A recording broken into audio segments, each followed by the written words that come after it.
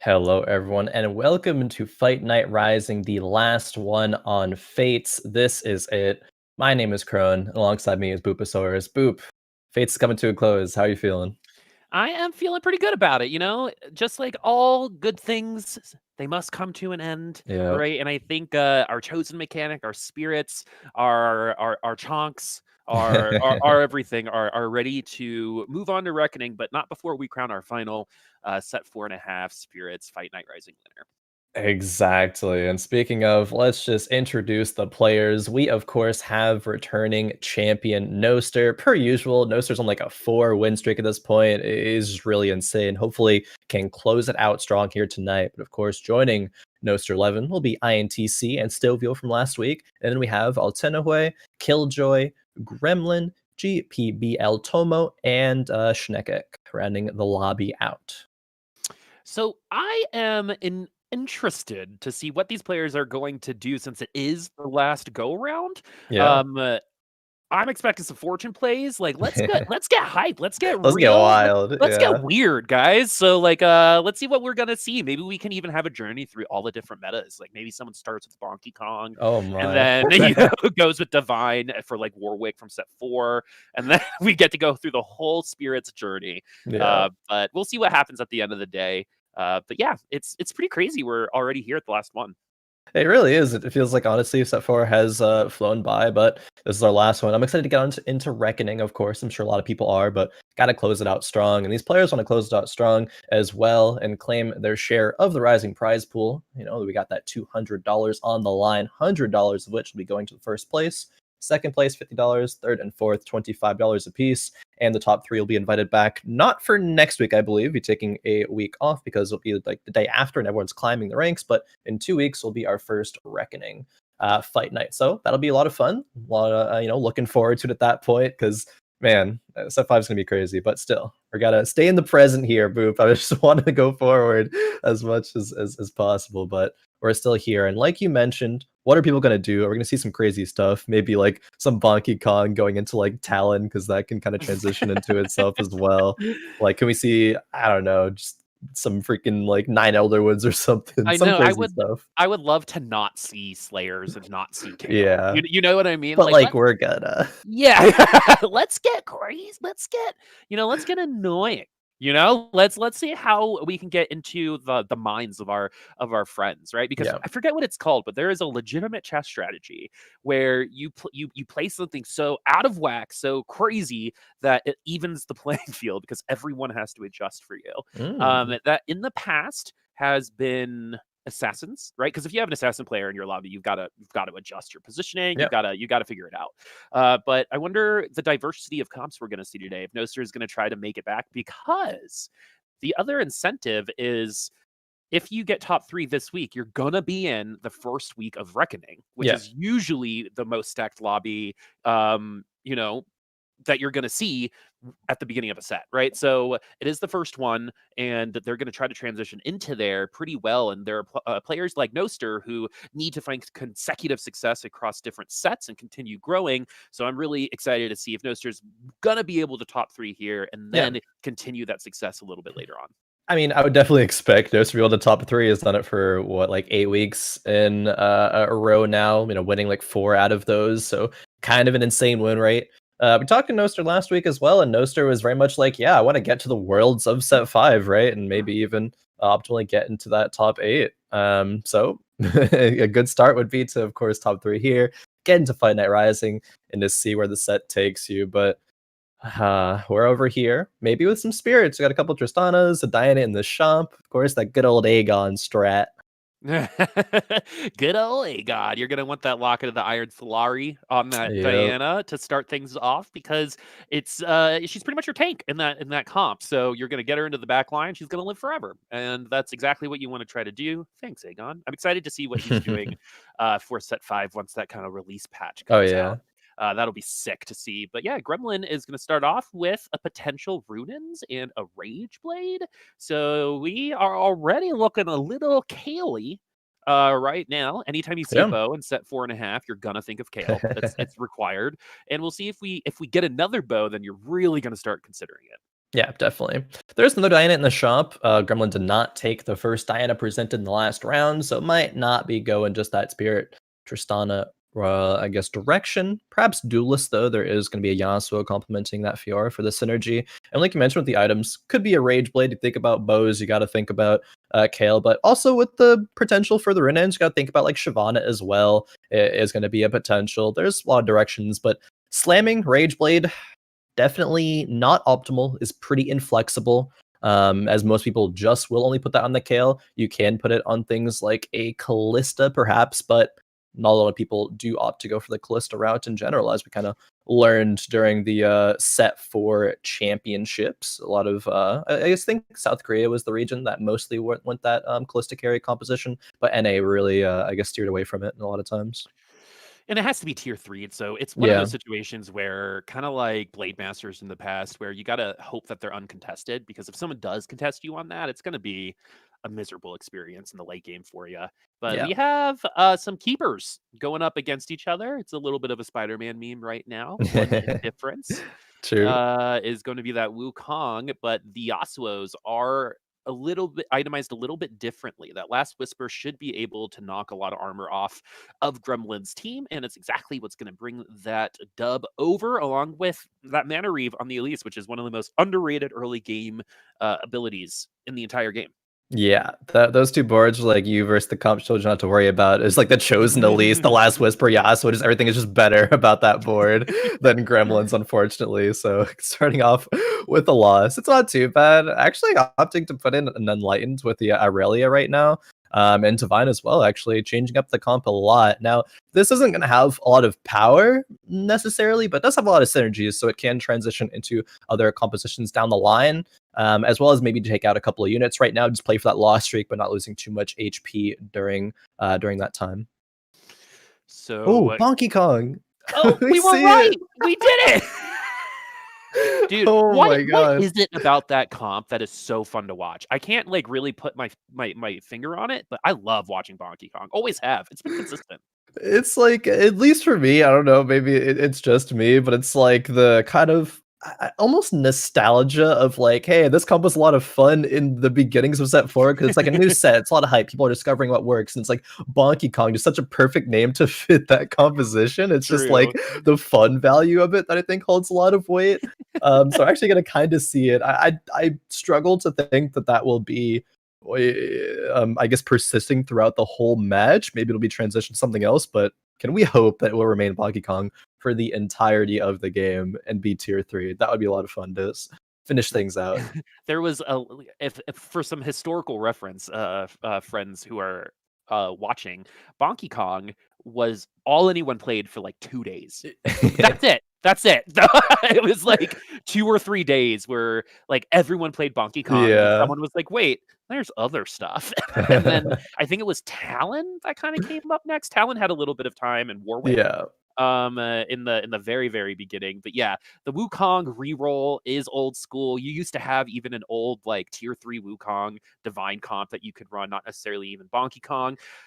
But Noster is going to be running this Tristana, which Noster loves to do. This is Yep. probably one of the most common comps that you'll see Noster running, and we're going the AP direction. So this kind of tells me we're not completely solidified in this team comp, especially since we're not itemizing that Tristana as straight AD, which does have a little bit more late game potential.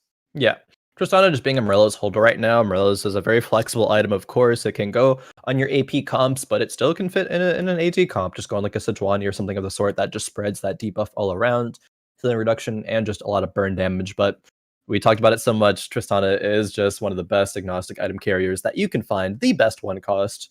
And is complemented with a ton of great synergies here, right? There's the Dragon Souls of the Braum and the Brand, just Tristana is Sharpshooter Chosen, as well as having the Wukong in there for the Vanguard bonus. Everything is really coming together for Noster to be on a win streak. Not the first round, of course, but the two after.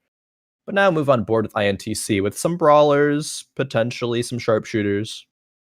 This is a weak board Oh, state. Oh, not anymore Teemo though. 2, yeah, We from got the the Teemo carousel. 2, and a good amount of Ooh, gold from that Lucky Lantern. So everyone's going to get that same amount of gold, but it's really good for our players that are struggling a little bit, who might have invested a little bit more in the early game to try Yeah. to just keep up. So with this Teemo 2, this went from an incredibly weak board state to a pretty solid one. We Yeah. still might not win, but I mean, if there's any any unit in the game, especially in the early game, that's gonna steal a win from you, Teemo's definitely gonna be one of them. Yeah.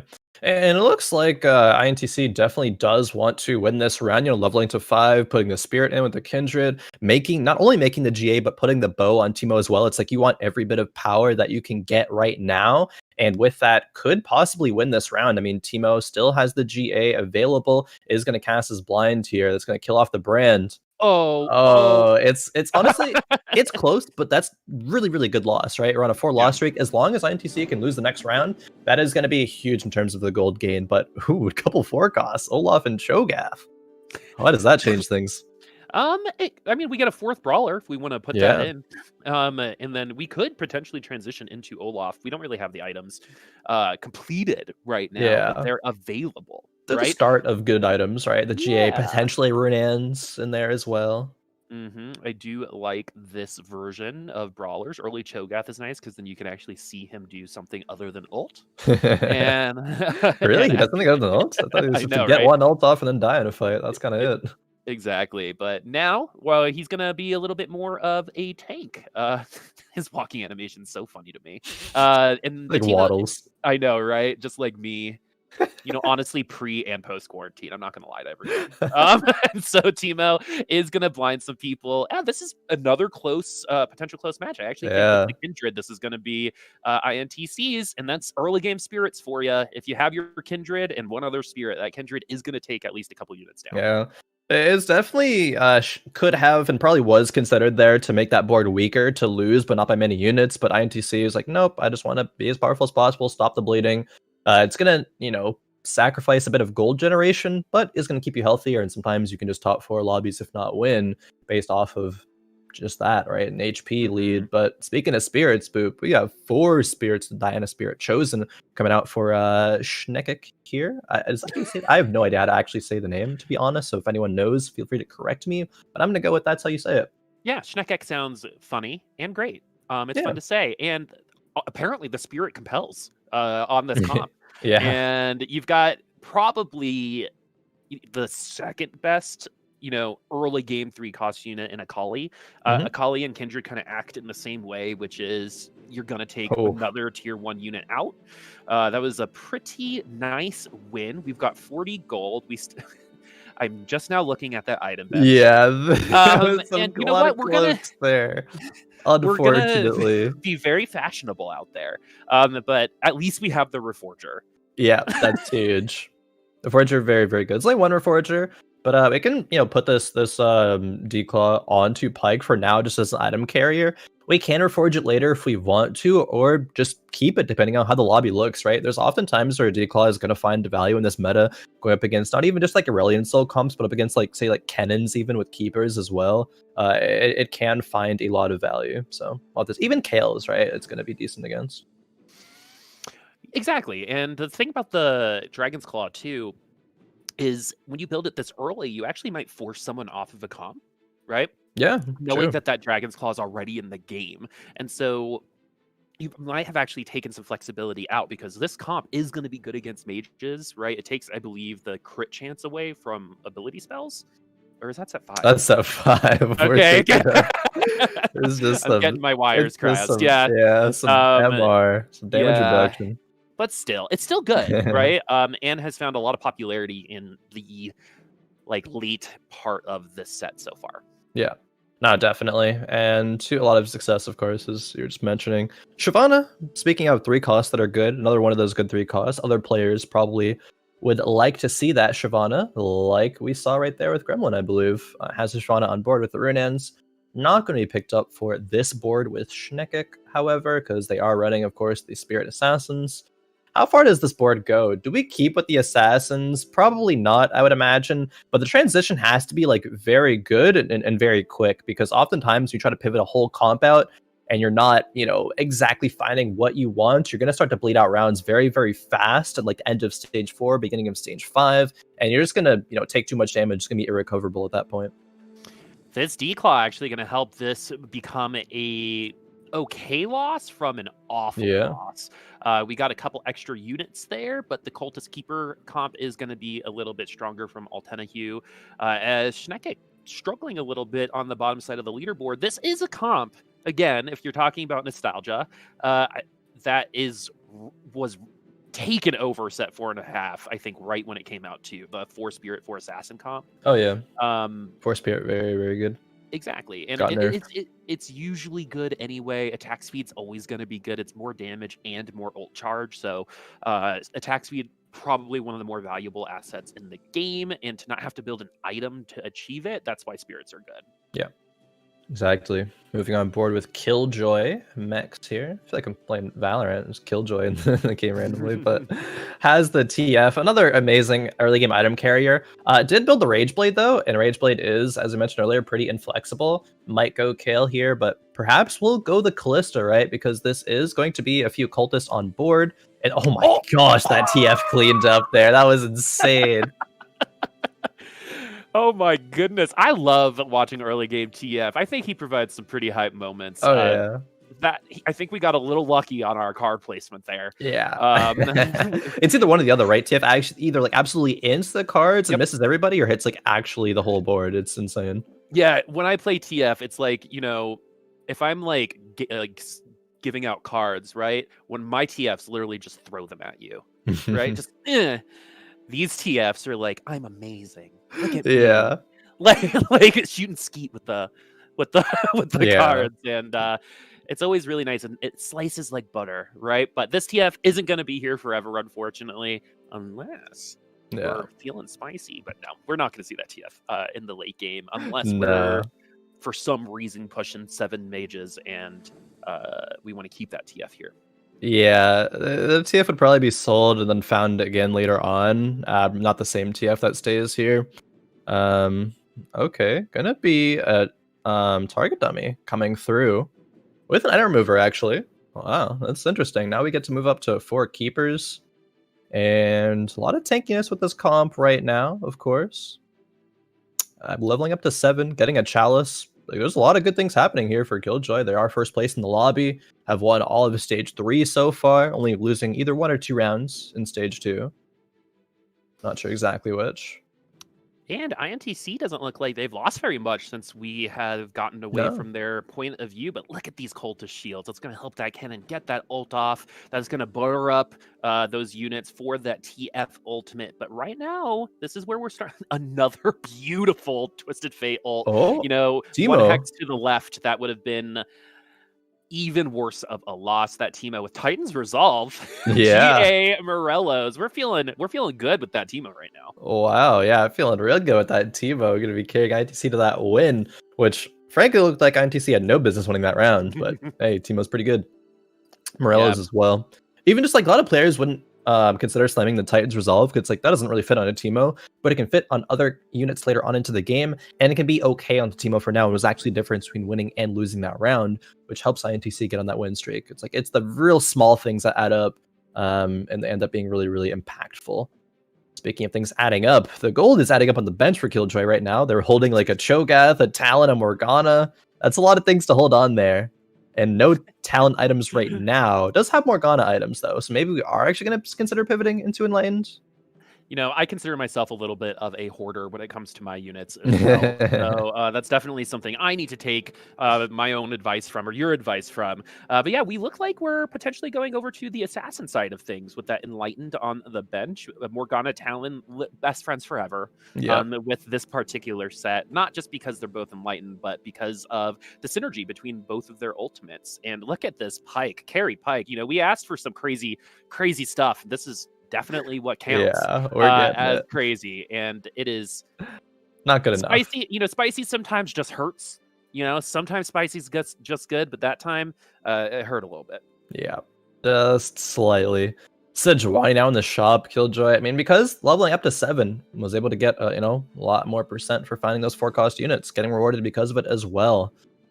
Speaking of spicy, though, in that last round, the Pyke of Shirley is double Hodge and D-Claw. And it would have been able to do a lot more work if not for the Elise, right? The Elise in the Mana Reef is so good. I feel like I say it every week at this point, but I just like absolutely love the change. at least being able to be useful as opposed to just a synergy bot. And if not for that, right, Pyke would have gotten another 1 ultimate off, if not 2, I think, actually, because there's time where you're CC'd and you're getting to the enemy team CC'd, you get to auto, get your, get the healing back from autoing as well, because double Hodges probably would have been a lot closer. But Wolves are over a lot of items to work with, and potentially we can go that Talon because 2 AD items are here between GA and now Last Whisper. And I wonder if we're going to wait for a Bloodthirster or something to help with getting that Talon a little bit more whoa. This isn't Set 5, Boop. Bloodthirster is, of course, amazing at Set 5, but I don't even think it's an item here in Set 4. It doesn't seem like a lot of times. Like at the craps table, right? There's so many superstitions. It doesn't, like, the number 7 will come up if you say the number 7. Yeah. It's like one of those things. And I'm sorry for trying that here in TFT, Khroen. All right, maybe someone might get left with a Bloodthirster, and if anyone in the game is going to get use from that Bloodthirster, it is that talent. True. So, and you know what's really sad about that statement, though, is it might be the best item carrier for that Bloodthirster, and it's still not amazing. Yeah. Exactly. Because if you think about Set 4, right, and what Bloodthirster will get value in, it's going to be on a lot of Slayer units or Assassins like Talon. But the Slayer units have built-in lifesteal, so it's kind of pointless to build it, right? You want to just have more damage items. And for Talon, he just goes immune, just one-shots things. It's not really a unit that wants to sustain that much. It's supposed to just like clean up. And there's going to be more valuable items, right? Like GA, because things just get one-shot. You can't really heal up if you're getting one shot anyway, like a lot of units do. So it's just not a good set for Bloodthirster. I mean, how do we see Talons die anyway? It's usually through like a Sejuani ult and they get locked up and they never come up again. CC'd or one shot, one of the two. So like if you have a choice between a Bloodthirster and a Quicksilver, right? You're going to pick Quicksilver 10 times out of 10 in that situation. But enough about Talon and a little bit about Galio here. And I think or Janna. This is going to be a pretty close round. This Janna might actually take this with a couple of nice crits. One more crit from oh my goodness. Is this going to end up working? Oh, the Janna gets the 1v1. Thrilling. That's 2 whole fingers of HP. In case you didn't know. Oh man, it's kind of another one of those Emily Wang scenarios, losing to the Janna in overtime. You know what's really sad about that, Khroen? I co-streamed the women's tournament that giantslayer did not too long ago, and Emily was playing it, and it happened again. Only in one lobby. Only in one lobby, but it totally was like, I had to be like, Lemon, let me tell you about something real quick. This is not the first time this has happened. Oh no, history repeats itself. I know, right? Stovio, one of our returning members, rocking that blue buff chalice onto the Xayah. AP Xayah is a thing. I saw an AP Xayah one-shot a Swain not too long ago. But what's really interesting about what's happening right now is the Xayah has to avoid the damage. We got to get to those ultimates, because if we don't get a second or third cast, this is what happens, as Killjoy is going to take Stovio down. Schnekec in last place with 44, INTC at 73, so this is a pretty even lobby, top to bottom. Yeah, 30 HP from 44, but it's not like we're going to bottom out here anytime soon. No, we still got some time left. 44 is like, okay, you're kind of low by like Wolves, but we're halfway into stage 4. We're going to Raptors in just a couple more rounds here. We got the carousel coming through, so there's a lot of time and opportunity to come back at this point.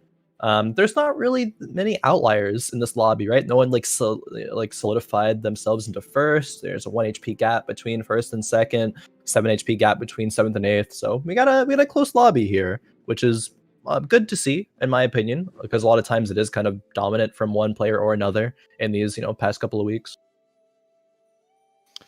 Okay, so Killjoy is... Is this the 3rd Lucky Lantern? Yeah, this is crazy, actually. And there's so many items that can't be picked up right now. Yeah. So I don't think I've ever had a 3 Lucky Lantern game. I don't remember personally having one either. Yeah, so a Talon Chosen and Morgana 2 comes through, and okay, we finally they picked up the Lucky Lantern, had Nico's, but it didn't go to this port. Oh. Okay. Oh no. What a time. What is that TikTok song? Oh Oh no. wait, now it Oh did. no. And look at Wait, there. what? Well, The anyway. item just like appeared. How am I crazy? The items just appeared like halfway through the round on Maybe Killjoy's magic is bench. gathering around the convergence. I don't know. Killjoy is going to be okay. That was a massive win against INC. Oh, okay.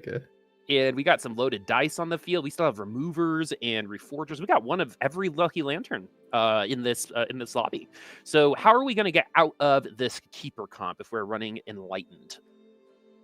How do we get out of the keeper? I mean, very slowly. I think we already have a lot of good units here and a lot of good synergies, so we can keep the keeper in for now and just find like replace one unit at a time. We can replace one of the keepers because we have 3 keepers instead of 2. Aurelia is still there, maybe putting in like a Shen instead, then finding a couple mystics. We have Janet on the bench already. 6 enlightened can be achieved, but it's not really great. Like this Talon would have loved if this were to be a assassin chosen, but it wasn't, unfortunately. There is, however, a Vanguard Nico chosen on Tomo's side of the board, and they have 6 Nikos, 1 Nico's help as well. So only 2 more need to be found for that tier 3 to happen. Yeah, you tier 3 Nico, especially before like 5-3, that's almost a guaranteed top 4. But we'll see if they're going to be able to do it. Those are best in slot items so far, and it's going to keep that Nico alive. You need the Hextech Gunblade and the Vanguard Spat, in my opinion, because, you know, we joke around it. She is moving in slow motion getting to that ultimate. It is one of the longest charges in the game for one of the biggest impacts, a la Ari from not too long ago. But you also need a little bit of extra health because if you're going to die right after your first ult, it's usually not enough. As Altenahue is going to be tied for 5th at 49. The middle of this is a super close lobby still. It is. So I was actually so curious. My brain like broke when those like items materialized like mid round, and they actually did. Like they were starting to fly when the round was coming into play, and they just materialized really halfway through the round. Like it was the same board and everything. It's I've like never seen that happen before. But the Nico's the loaded dice and loaded dice going to come into play soon for a lot of the players here. That's what's going to allow a lot of 3-star units and units that are going to be, you know, ones that you take to the end of the game and are going to win the lobbies. It's just who's going to find the good stuff. And Altenahue right now is finding a pair of Kales and has 3 amazing items to go on that Kale. Going to be the QSS, the RFC, and the Rage Blade, I would imagine. Hodge going to go elsewhere. More. Yeah, actually Nico's it as opposed to rolling it down. It's not really like a lobby winning play, but it is a stabilization and making sure you get top 4 kind of play. So, you know, can't really blame that, to be honest. So we're going to give our odds to our Pyke. Pyke getting a little bit of love today. And look at, oh no, Kale was doing exactly what she needed to do, which was get to that big clump of heroes. And if she did not turn left to focus down, I believe that was Talon, Kale wins that round. So, I mean, it really came down to targeting there. It really did, and Talon going to be one of the better Kale farmers, right? Especially a Kale that doesn't have a Guardian's Angel, just the QSS, and that's great because it prevents CC, but doesn't prevent the Talon one-shotting or near one-shotting you. More kills coming through, but Altenahue has not a lot of gold left to work with, unfortunately. So maybe Kale 3 is going to be a bit hard to achieve this game. Find Samira, but not really. I mean, there's the Hodge for Samira, I guess, but it's hard to fit Slayers into this board. We are a Kale board, of course, and not Slayers. So the idea is that if we get a Kale chosen, we don't have a chosen on the board right now, we'd only need 2 more for Kale 3, and that's how you win a lobby. But at 40 HP, that's going to be tough to do. You're running out of time. You're going to need to roll a little bit more gold, but at least we're already at level 8. We could start streaking as well. This is a little bit better than that last round already, as there's not really been a lot of backline access. The Nico does get there, and that Vanguard Spat ends up being a huge deal. Oh, that's a level 3 Nico as well. Yes, and triple Chalice buffing it. Even though Nico doesn't have 3 items, it might as well have like 4, right? Because of just those Chalice, the Chalice AP. Yep. That is fantastic. Altenahue took the, I believe it was Siphoner Chosen. Yes, it is Siphoner Chosen Morgana. Ended up putting that on the board as a Morella holder instead of the Sejuani. Remakes the Jax and get the Shiv off of it. Probably putting the Shiv onto the Kindred instead. This is some pretty solid pivoting, to be honest with you. Yeah. We've seen this go way worse. Yeah, you know what I mean? So this is why Kale is hard, right? Think of how different this board was just 4 rounds ago, Mhm. right? Most of the board was different. I believe this was a cultist comp until we put the Kale in. And now there are literally no cultists on the board. So that goes to show, again, how complicated this Kale can be to get online and get going. But once you do, it still doesn't feel like sometimes it is enough. As we finally do get to her in the Oh. back line, it's going to be Azir, and that RFC is going to be a huge reason why we win at that round. Kale, on the very last second, going to win out as Schnekec, excuse me, is going to be at 5 HP. Oh man, yeah. Running the brawlers is still okay. Dude, this is a hype. This is kind of a This hype is lobby. There's 3 Lucky Lanterns, Force of Nature on the stage 5 carousel. Like Mortdog is really wants this last fight night for Fates to deliver and just be as hype as actually possible right now. Thanks, Mortdog. Thanks, man. He did retweet the fight night thing, so he might have Oh pressed the yeah. button. You never know. You never know. Yeah, just input a little bit of the code real quick. It's like, all right, this lobby, we're gonna make it real wild. Let's Angelina go. Jolie and hackers, Yeah, We're in. exactly. We've got it. We have access to this particular lobby. Everyone's got a force of nature, so everyone's gonna be at 9, and everyone pretty much gonna get a free 5 cost unit in. Free 5 cost unit, perhaps another synergy as well. Look at the synergies for Schnekec. It's not gonna really be anything that matters too much. So, like you mentioned, it will just be a 5 cost. Need to move the Morgana though, otherwise it will be a bit too close to the exile. Oh no. Yone doesn't want to hold hands with the Morgana, but no. Will that be the difference? Will that be the difference? Everyone look at the exile who also happens to be attacking the target dummy. Oh no.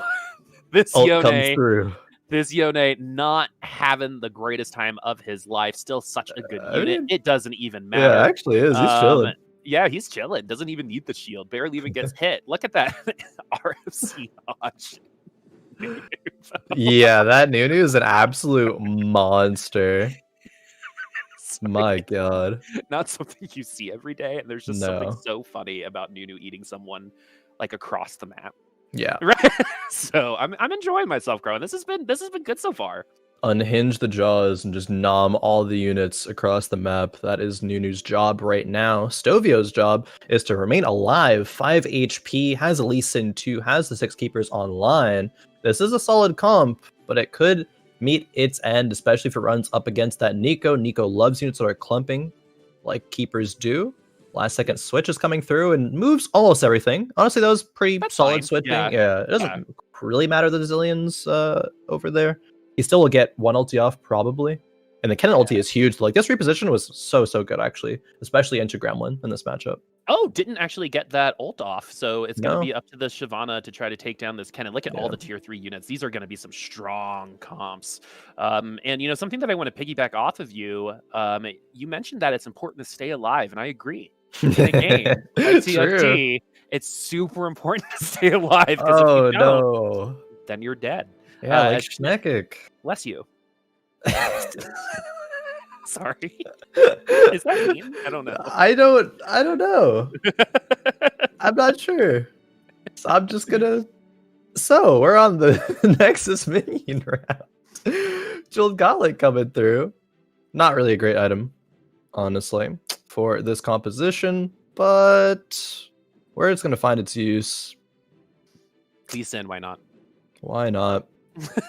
This game's already crazy. Damage. Might as well just go all out, right? Yeah, just lean into it at this point. Like in cartoons, how you fix a head injury by hitting your head a second time. Oh yeah, you just knock everything back into place. Yeah, exactly. Same thing, right? You just got to lean in here. Game's already kind of spicy. Add a little bit more spice. It's okay. Hey.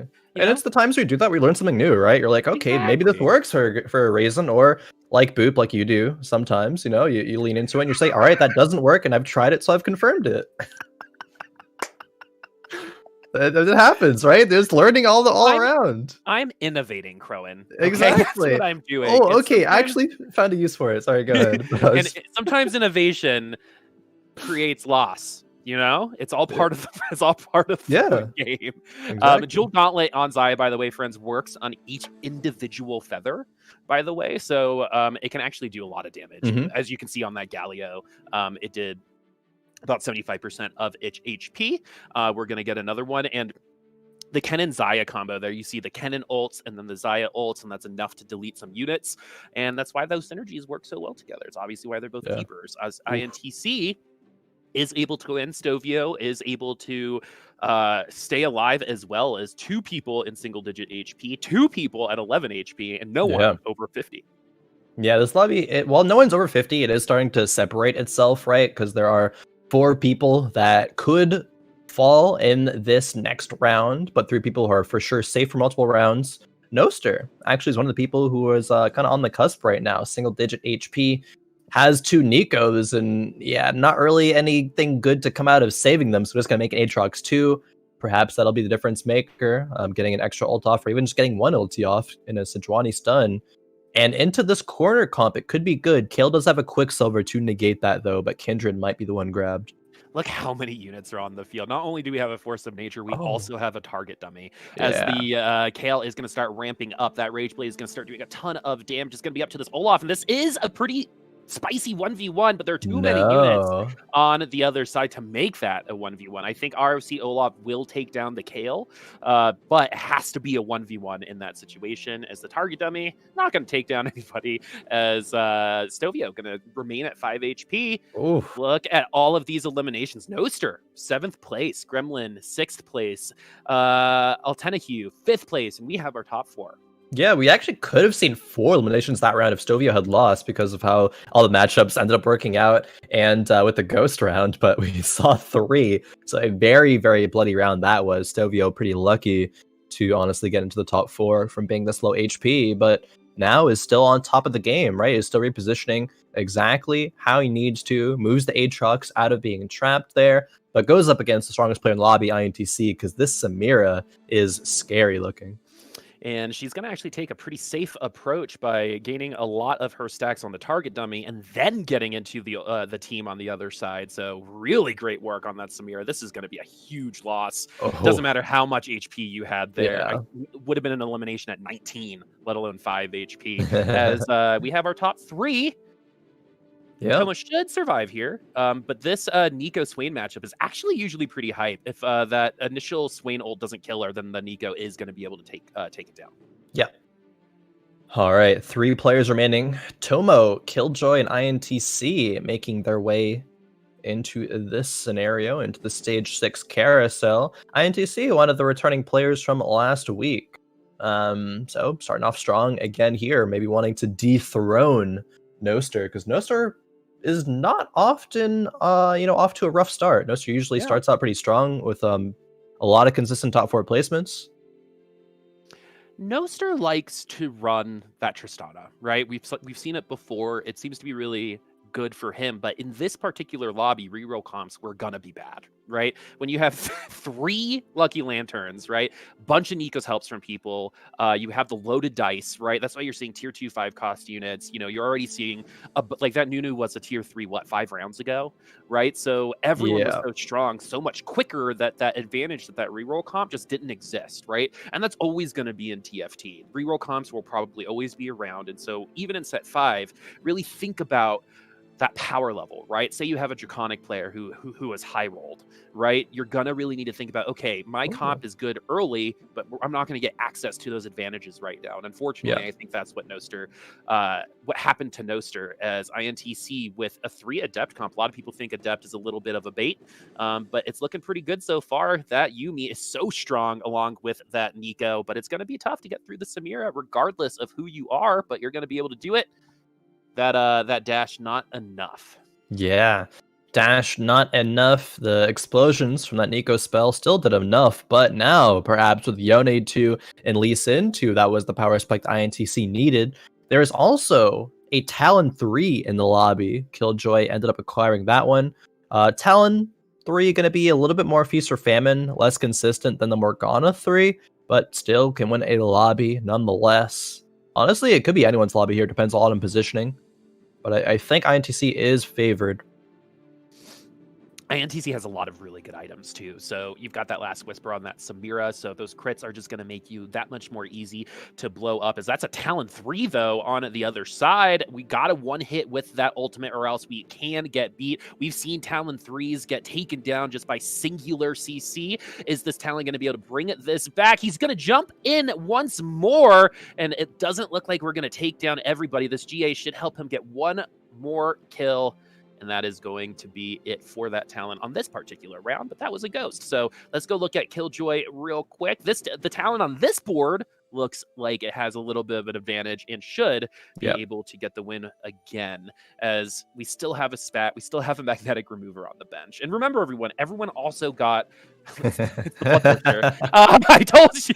I did it. I brought it into existence. I told you. God. I told it actually happened. If you believe it will happen, Boop. You have magical powers. Please share them with the class, because not often can you manifest the exact weapon or exact item that you're looking for. Only when I'm not playing. Yeah, of course. Remember when we played that game? I got 4 tiers. Yes. Oh, no. Got a tier of carousel, 3 tiers automatically next PV round. You're like, well, no, I got 2 tiers, and then for some reason I grabbed another tier. Oh, okay. Yeah, you leaned into it at that point. Yeah, exactly. I and I got 3rd, so whatever. That's pretty good. But yeah, where is this Bloodthirster gonna go?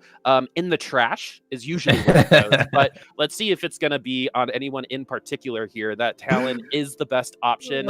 I think. Do you add a remover?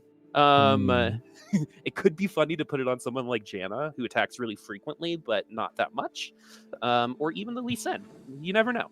Okay, honestly, yeah, honestly, Item Remover is still there, right? So we could take the Giant Slayer off of Talon, put the Bloodthirster there, and then put the Giant Slayer on something like a Swain or a Morgana. That might be just more net value for the whole team.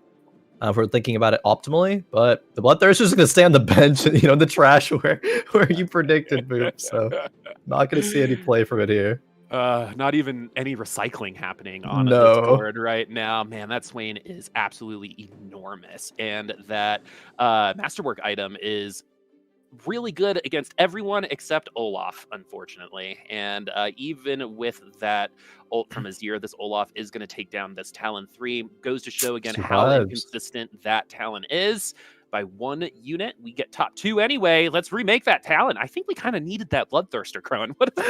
What about you? Honestly, Bloodthirster's not bad in this specific scenario. Item Remover's there, why not? But okay, it'll just go on the pike instead. Oh well. Gonna try to reposition here because it's gonna be hard to win this round without. You want to take the units out of the front lines there, which means you have to move the Lee Sin and everything else to the back line, but we do keep 3 things up there. See if that ends up making a difference, though. Perhaps the last round of the game. Want to watch, and so we do get the 6 Enlightened in. The Rage Blade on the Morgana's going to get to her ult a little bit quicker, but that Adept actually neutering these first initial ults. But the Talon does get some nice crits off in at the backline. So this is a little bit better than the previous iterations of this Talon so far. And it's going to take down that Olaf, but it's going to give a little bit more time for this Olaf to come back. And we're kind of just running around right now. This is going to be a win potentially for Killjoy. Yeah. And it's going to be there. And we know that INTC can win this round. So this is going to be it. I think it's kind of like a 60-40 right now. If INTC can CC that Talon, it's going to be theirs. But if that Talon's able to get 2 or 3 initial kills pretty free, then I think we're going to see Killjoy win this lobby. Yeah, it depends on the positioning, honestly. It could go either way. It depends if the Talon can find its way to the Samira once again, where the Morgana ulti actually lands, because Morgana ulti landed on the Samira, cut the Slayer healing, so Talon's able to take her out and then take her out again when the Swain was, because he was in the backline, still alive the entire time and can take the rest of the fight out. But positioning has changed from INTC. Let's see what happens. Oh, the Lee Sin in the backline to try to catch the Talon, but was 1 hex too far. And actually the CC on the Talon that time around is actually going to delay the jump a little bit. This is looking a little bit better for INTC. We got to start focusing that Talon eventually, as it's going to start one-hitting everyone that is remaining. But that Zillion ult is doing so much work for INTC and is going to be the lobby winner. INTC, Slayers, Boop. We're seeing them Yet again, for the last Fight Night of Fates, and I mean, it's to be expected, right? Slayers are Yeah. just too good. Samira is such a good unit. Complemented with the Olaf as well there, being a secondary carry, and just the legendaries, right? Lee Sin, Yone did a fantastic job. Azir as well, because you have the Azir soldiers in the back to catch the Talon. That's a really, really good Talon counter. That's why Morgana 3 is oftentimes better win condition than Talon 3, but either way, Talon 3 getting second place is not too shabby. It's really funny because the last 2 times I've casted end of set, Talon ends up winning. So I wonder if we're going to end up seeing that again. It Sure. eliminated the Kale comp. And so let's see what the scores look like real quick before we get into the second lobby. It's exactly what you remember. INTC at the top and Schnekec at the bottom. The big surprise here is Noster. Yeah.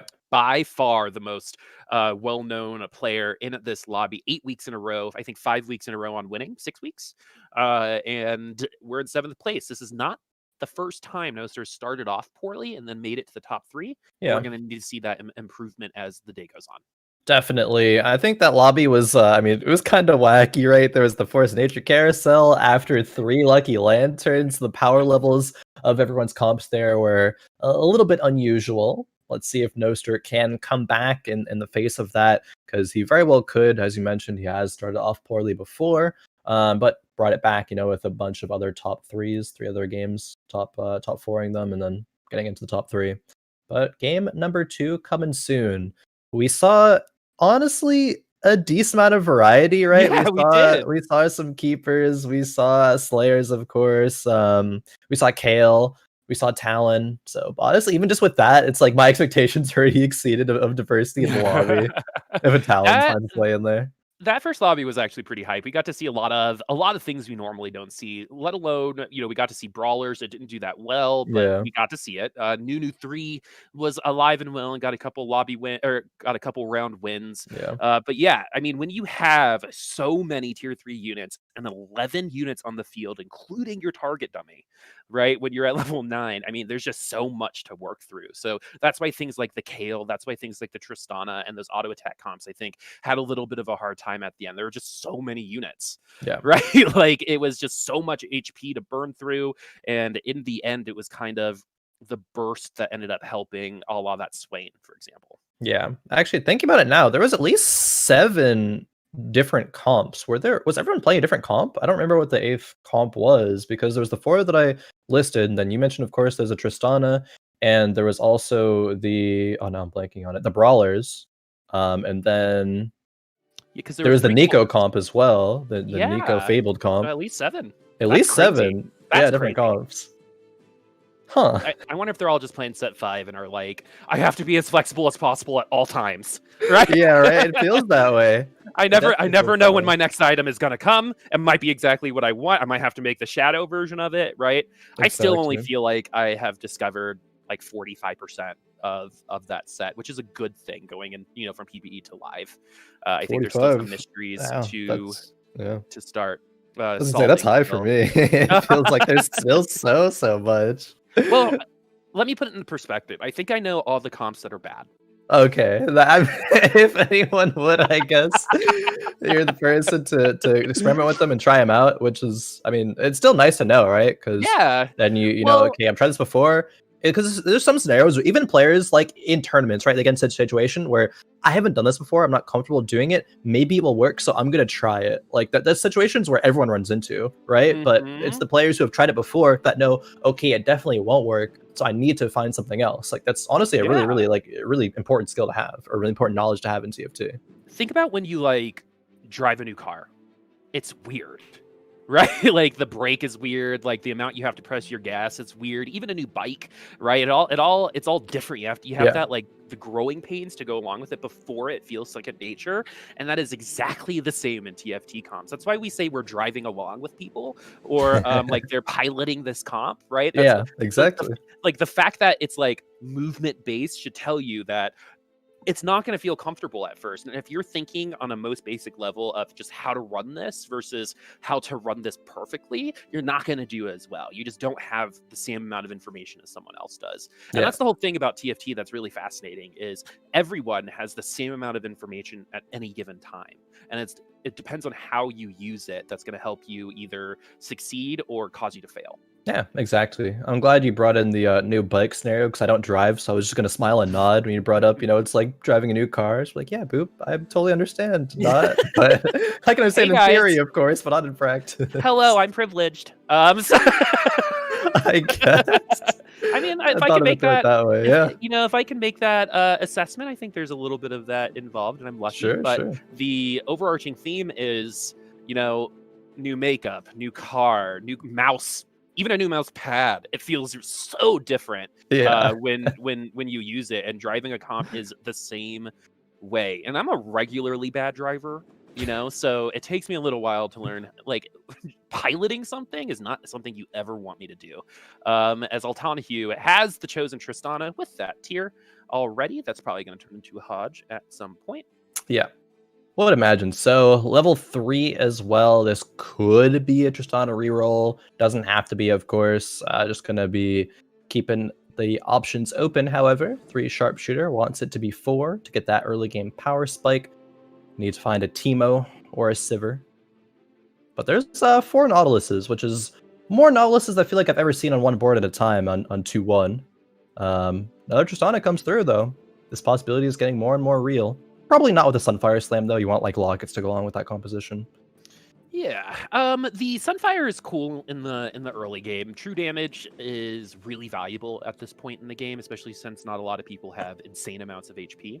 Yep. So you're gonna get, through round 2-1 to like 3-2, the most value out of your Sunfire cape, and then it kind of just exists. And you kind Yeah, of like hope it tags the person you need to kill the fastest. exactly.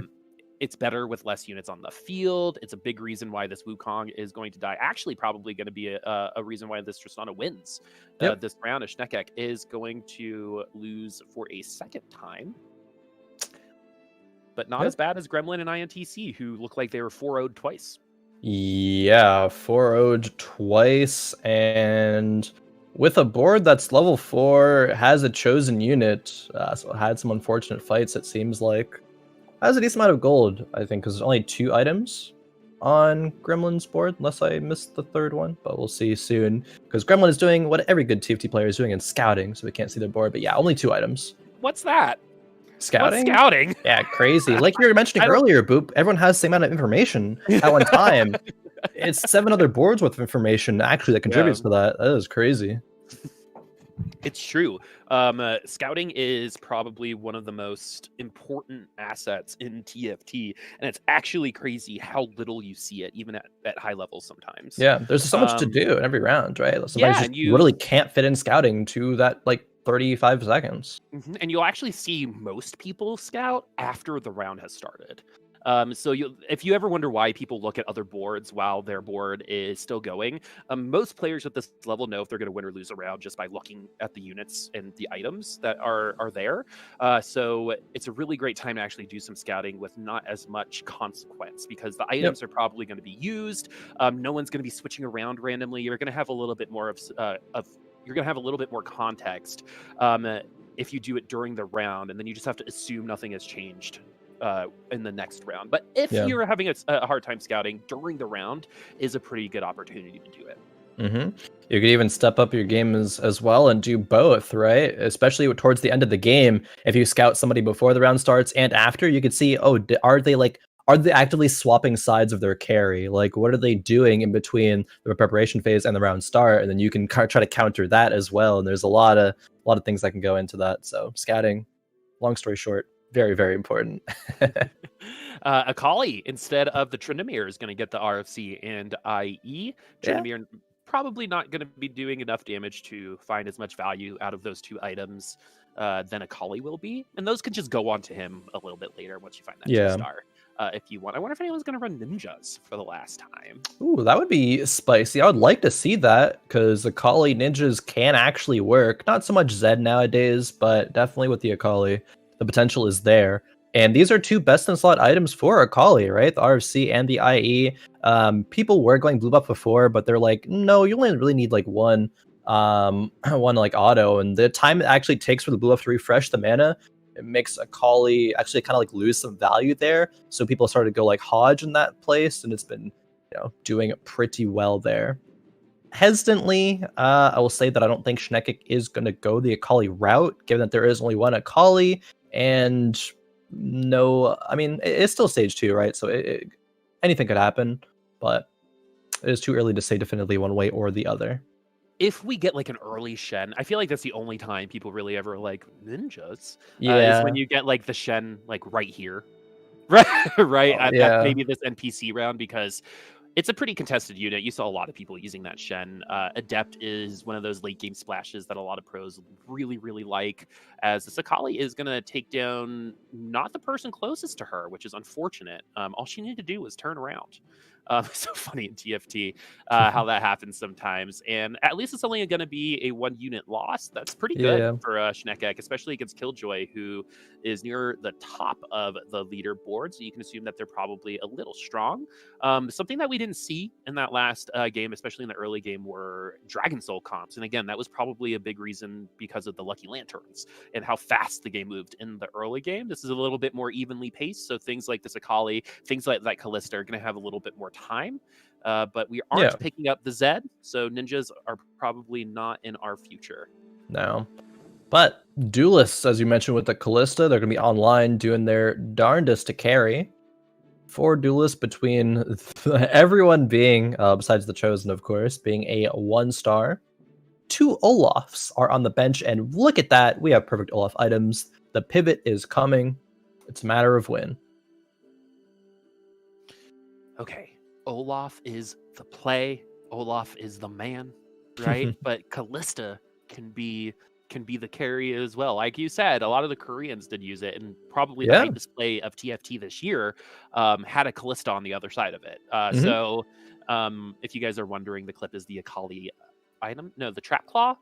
Yeah. Like, it's hard to explain because it happens and like so much happens in like literally 2 seconds. But it was pretty hype. It was awesome.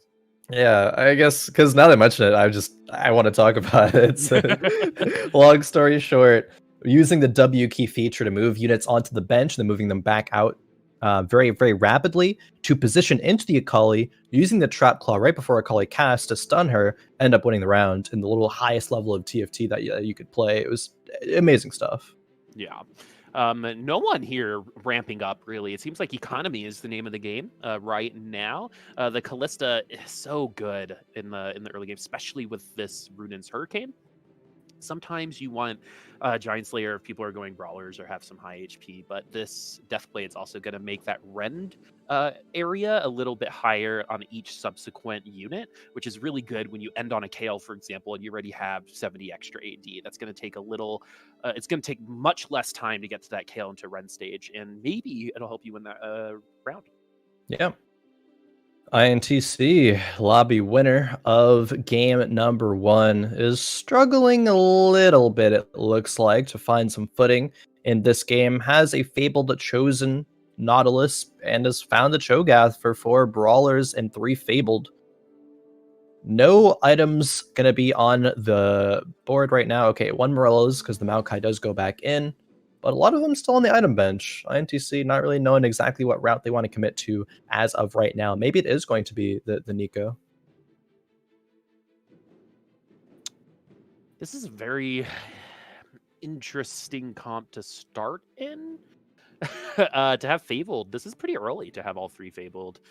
So we have the ability to start ramping up if we have the appropriate items, and we're already seeing this Akali start to fall off, right? Even though it's gonna end up winning this round, it's not as brutal as it has been for some other people, right? Because once these units start getting 2 stars, Akali automatically gets a little bit weaker, and if she ends up getting into like a fight with a tank, for example, she's gonna lose. She doesn't do enough damage in a short amount of time to make that successful. I think without some more oomph from maybe spirits or something like that. But INTC is going to be rocking this Fabled Chosen, which is not ideal for a lot of people. Not ideal. You want to run a lot of the Fabled units anyway in the Nico composition, just because they are solid units. They have CC, they're tanky. 2 Brawlers now on the board for INTC as opposed to 4. Did sell the Maokai, put the Morellos onto the Cho'Gath, and actually made the Gunblade. The option for Brawlers was there, but me INTC says if I don't have any Shyvanas at this point, I don't really want to commit to that route. So instead of saving for like a Hodge plus a Rage Blade, which, you know, halfway to perfect Shyvana items, decided to just make the Gunblade for the Kindred for now. Certainly, that does want to go onto Nico. The problem is, the other side of the board from Gremlin there is already a couple of Nikos and a Vanguard spat, so you're already just well ahead of everybody else trying to run that composition. So, interestingly enough, actually, Noster in the bottom side of the leaderboard. This is this is interesting. I mean, being consistently this good is hard, right? Being good is hard. It really is. It is. It is. And for someone like Noster, the expectation is always to do well. And that's got to be exhausting, right? In these kind of lobbies. But we've seen him kind of hover around the bottom and then get top 3 a lot of the time. Remember, Noster won last week without winning a lobby. Yep. So it is not something that you absolutely need to do. As we get our 4th Lucky Lantern of the day. And it's exactly actually like the last one we saw.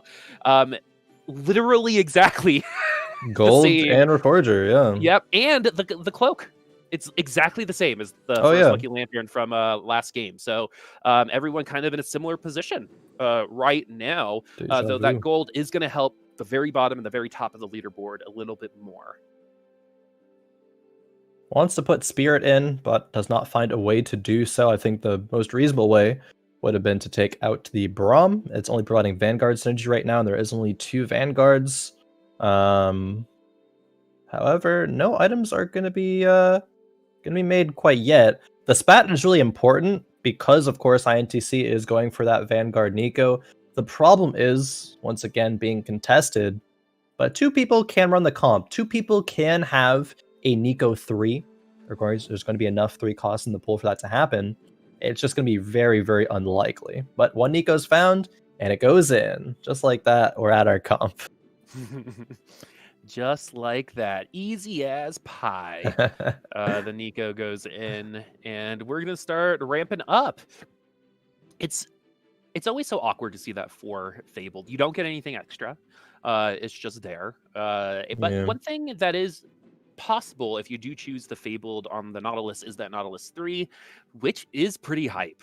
Nautilus 3 has been notoriously successful at Fight Night Rising. Probably, you know, the data set's a lot smaller, but probably has a higher placement average than Kale here on Fight Night Racing. Honestly, yeah. Funnily enough, I think actually Gremlin got bullied off of pivoting out of Nico. I'm actually curious to take a look at Gremlin's board in just a bit here and see if that was actually true. Altenahue, on the other hand, has 4 Divine, is on a big win streak, 6 wins. Very, very solid. Is on a Kindred carry as well with a GA and that Chalice. So, and 43 gold at Wolves is almost perfect, right? So you want to try to hit 50 at 4-1 so you can level up in Greed or level up in Roll or do something at 4-1. If your hands are tied at 4-1, you're probably already losing. And so Gremlin trying to econ, letting the HP go down so we can get that econ so we can do our 4-1 roll down. And I think you're right. I don't see a Nico right now. We are over on Mage 5.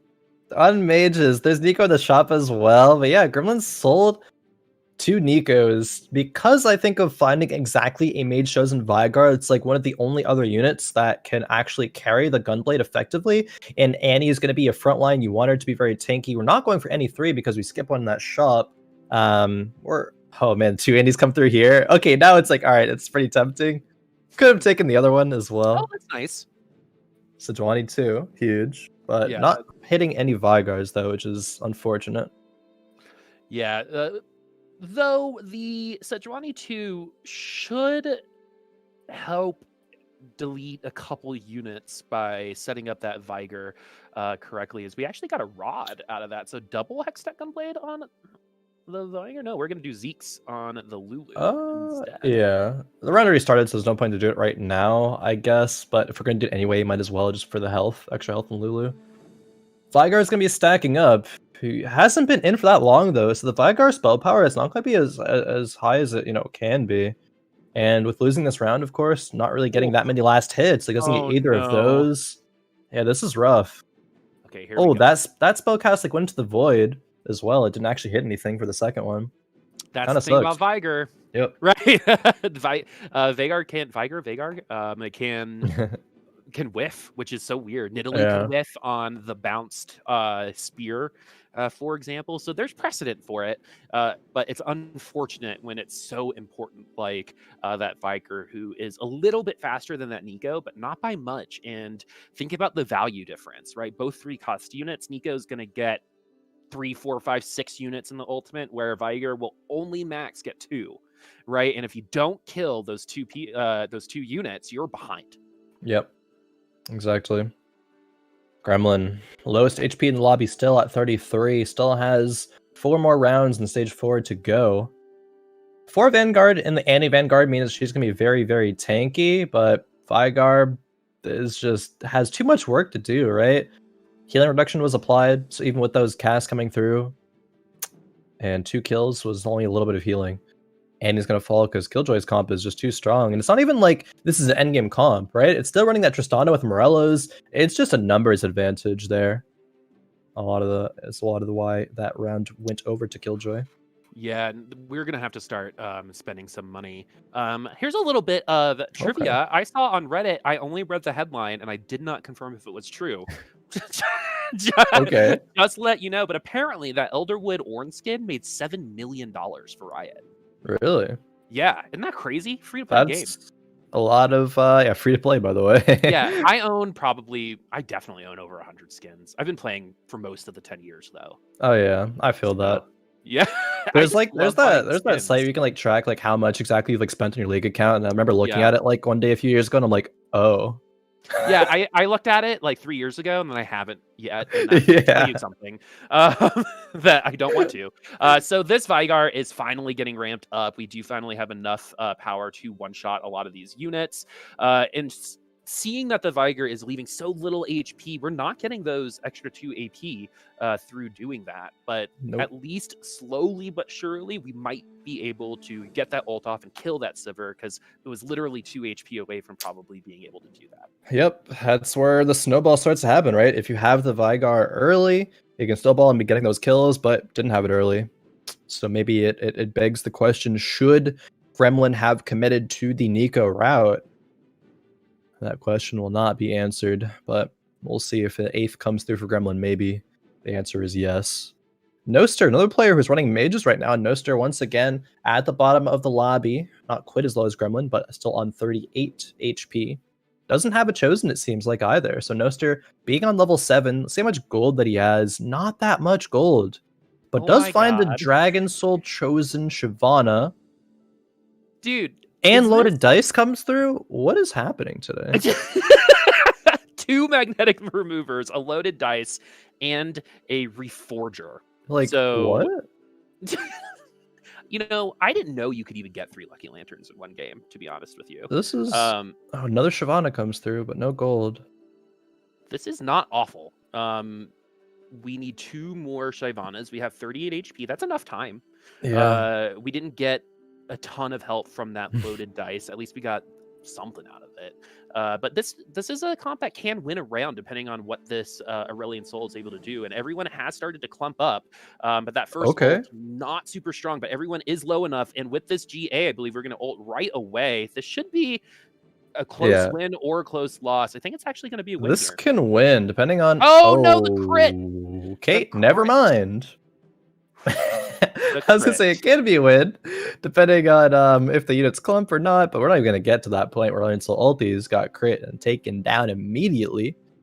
Item Remover is there, so Noster, can put the chosen Shyvana in. Hesitantly, we'll say that might have made the difference in winning that round if Shyvana was just a little bit tankier. But maybe. Who knows? Who knows? You gotta raise the shoulders sometimes. You gotta do the colon person shrugging colon. Right on your text message. Exactly. Sometimes that's how you explain these things. Noster now, though, doesn't have the damage on the Shyvana. It's all just defense. This would be a great set 5 build. But unfortunately, that is not where we're at right now. It's going to get Zephyr too, but I think the Acel in the back line is a little bit better to have that Zephyr go through. Just look at the baby dragon on the other side with like the cute petite cough, right? Like the baby dragon. Where's the time wizard? Level right, up. and then this Acel is like, that old man one, like, oh. That's how I see the difference. Yeah, it's pretty accurate there. And with that, Gremlin will fall before the Raptors. Big unfortunate. Being bullied out of your comp and getting punished for it. Feels bad. That's TFT. That is TFT for you. Yeah, and go ahead. And I was about to say, like, getting bullied out of a comp is, I feel like, a decision you make. Right, you could race somebody to that comp, and just because you're behind now doesn't mean you're going to be behind later. You just have less of a chance to catch up the further ahead they get, for example. Right, you're sharing the same units. And I don't even know if Gremlin was behind. I think Gremlin was ahead and saw that the choice was there to pivot and someone else was trying to go for it, so they just did it preemptively. Which, like, if you're gonna pivot, I guess doing it preemptively gives you enough time to actually get to where you want to be. But it just ended up unfortunately not working out. Oh, that's so many items because the Lucky Lantern's coming through. We don't have a lot of bench space to work with. And yeah, actually, as was pointed out, their most recent patch, because its brain has been all set 5, of course, most recent patch for Fates made there be a 25% chance each game for there to be 3 lanterns in the game. A little bit of a spicy change to end out Fates. That should mean we're gonna get a 3rd lantern here, right? Yeah.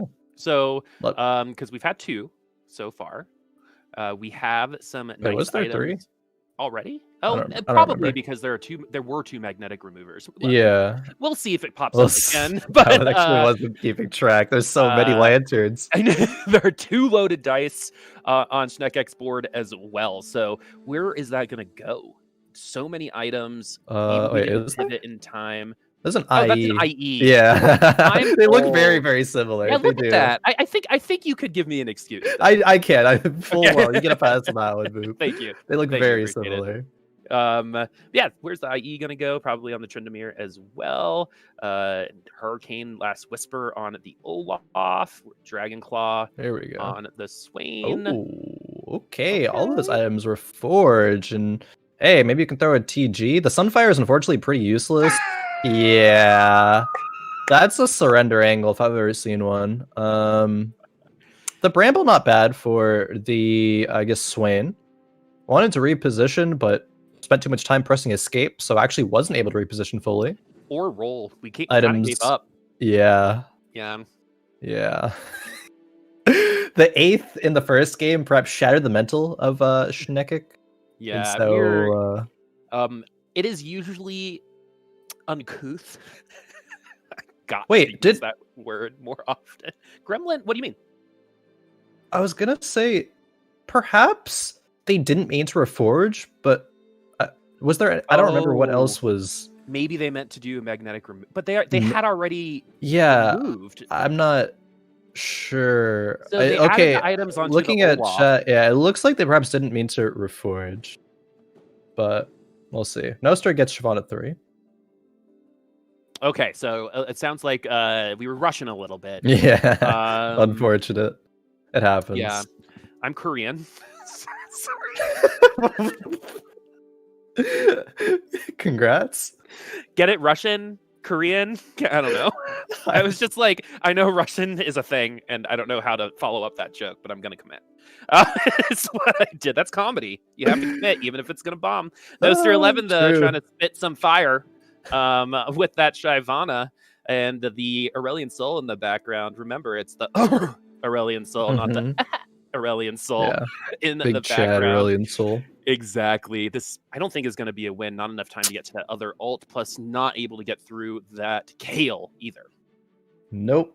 Stage 5 carousel coming through. 2 eliminations. Noster next on the chopping block. Perhaps did lose that round even after getting the Shyvana 3 power spike, which, I mean, Noster had the Aurelian Soul 2 for so long, but it can only carry you for so long, right? Noster is the only player on level 7 still in the lobby. The gold just isn't there. Had to use all of that gold, rolling for the Shyvana 3, which doesn't even have that great of items, right? It's just going to provide a little bit more HP. And that's pretty much it. So Noster probably actually is going to bottom 4 again in this lobby. That's super weird. Yeah. For Noster, who is arguably one of the most consistent players in TFT. Yeah, just period. At least in NA. Yeah, and definitely in NA. I mean, I feel like NA is kind of defined by the first or eighth mentality a little bit. Kinda. Yeah, I know. So that consistency, I think, because that's what gets you like rank 1 of the ladder, and that's like people like really see it's like, oh yeah, rank 1, the first rate play style. But in tournaments, that's where a lot of time being consistent is gonna net you that reward. So seeing that we have a redemption on here, I wonder if we maybe reforged something a little earlier. Maybe we got that from the carousel. It can be clutch in the late game, but it's a very specific situation for it to happen. We didn't get another ultimate from that Kennen before the GA proc, so we're going to have another KO win for Altenahue. Yeah. Pretty sure this is the KO build that won Set 4 Championship Worlds. I believe it was exactly the G8 Rageblade and Jeweled Gauntlet. It was a good positioning into a Slayer board. Ended up doing it. Killjoy with these keeper comp going to be on a 3-loss streak, but now levels up a little bit. Gets the Xayah 2, one more Aatrox or one more Azir or one more Zillion, but finds none of the above, unfortunately. Oh, this is like such a difference from the last lobby where everyone was like rolling in the dough, getting all of their units, right? This one has been a little bit of a struggle as a lot of people not at 5-6 with no gold. Oh, well, nobody with gold, it looks like, at this point. So everyone kind of scraping the bottom of the barrel, except for INTC right now. And when you have a gold advantage and an HP advantage, you can set yourself up for level 9, for example. We do have some amazing items on the Nico in the back line. It's going to help our Nico survive that Kennen ult, get a couple more ults off of themselves. But where is this going to go? The Sand Soldier? No, it's going to get into the big group. It's going to be up to Xayah now to try to get a couple more kills, and that won't happen either. That set also with the Jeweled Gauntlet is pretty gross. Yeah, and 25 stacks on the Titans Resolve. Killjoy bottom 4th by 1 HP. 3 eliminations happen. Noster, again, as predicted, gets a bottom 4, gets the 6th. Killjoy with the 5th. El Tomo with the 4th, and we are in our top 3 once again. And this kind of following the same pattern as last game, right? There's the people that go, unfortunately, 8th, 7th, and the next few people are pretty close in low number HP. They all fall at once. And then it's the top 3 that have separated themselves a little bit, like no one above 50 HP yet again, but they've still done a good job at being multiple lives left in the lobby. And it's going to be a Kale composition, a Fabled composition, and Slayers. So I'm pretty sure it's like pretty exactly what we saw last game as well. This is literally a repeat. Other than the Kale. Other than the Kale fell earlier. Yeah. But this is a nice little splash comp where we're kind of splashing around the pool right now. Look at all the synergies on the side of the board. We have the favorite comp with some more Xayah. ZZ Rot on the Xayah. Wonder what happened there. Stovio, though, 40 HP, INTC 39, and Altenahue at 48. So everyone within 9 HP of each other in the late game. That's literally 2 units. So every unit advantage on the loss is huge at this point in time. Yeah, that Shroud was huge as well from Stovio, hitting the Kale and everyone else clumped up there. Will it matter? The Aatrox is so tanky with the 2 Lockets. Pulls in the Kale here from Altenahue. And that might end up being the difference. Looks like it is. Stovio wins another round, goes on a 3-win streak. Huge. Altenahue does have a QS. Nico versus ZZ Rot. The Nico will win. You never know. I mean, Vanguard spat with a gunblade, half HP Nico. I mean, not quite half HP, I suppose, but. I am that was not a good loaded dice. I am not at all. Pretty, I always root for the underdog. So if there's ever 1v1 with the Beetle, I am relentless in my support for the Beetle. INTC and Altenahue still with a 9 HP. Stovio developing a 1-point lead. That's actually a big deal when it comes to the end game. We have had 1 HP wins Exactly. in lobbies before. So again, every HP advantage developed between this top 3, since they're going to be rotating through round 6, is going to be a big advantage once we get to the 1v1 by the end of the round. And we're still a couple rounds away from getting to 2 people. Yeah. A little tech thing that INTC just did there was put the redemption on the field when a unit was going to die, as opposed to putting it on just for the mana for like to get the cast off, or hoping that they would die eventually. But that was actually really huge because the redemption died at exactly the right time, healed up pretty much all the composition, all the rest of the composition, and I think allowed INTC to win that round. Was actually just a redemption diff. So huge little tech play there. When was the last time you heard that? Not often. Yeah, that's why I like seeing it. Okay, so we have our Zill 2. That's going to be huge for these the Zillion. Also, Deathblade on the Nautilus. I just want to bring your attention there real quick. We also Nautilus 2-star. smack. I know, right? We also have a 2-star Ord now. So it's a visual bug still, but that's only going to need 3 turns for that masterwork item. Yep. Still no Nico 3, no Nautilus 3. This lobby has not nearly as many 3-stars, if any, as the last lobby. Yeah. So hopefully it can get there by the end of the game. NTC is still winning rounds, even while being on Nico 2, just because the rest of the comp is so well, I guess, like positioned to deal with everything else. And then Nico ultimates are so insane right now, hitting the clumps as she does, taking out the Kale here. Yeah. MVP Nico. Those were perfect ults. Yeah. Altenahue not falling, though. Does drop to 1 life left. Same with Stovio. Both of them. 1 life remaining. Okay, so we have a masterwork item coming in. I wonder if we're going to get an item for Set. If we're Stovio, we could actually just grab another Set if we want to rush to a 2-star. Doesn't look like that's going to be the case. Jewel Gauntlet is the take, and that will definitely be going on that Set. Pretty good item there.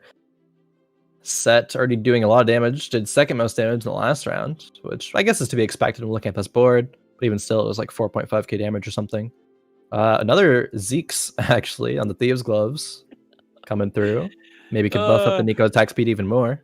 That's why I love Thieves Gloves. You get to see item combinations that you normally would never see. Yeah, like what is that? Yeah.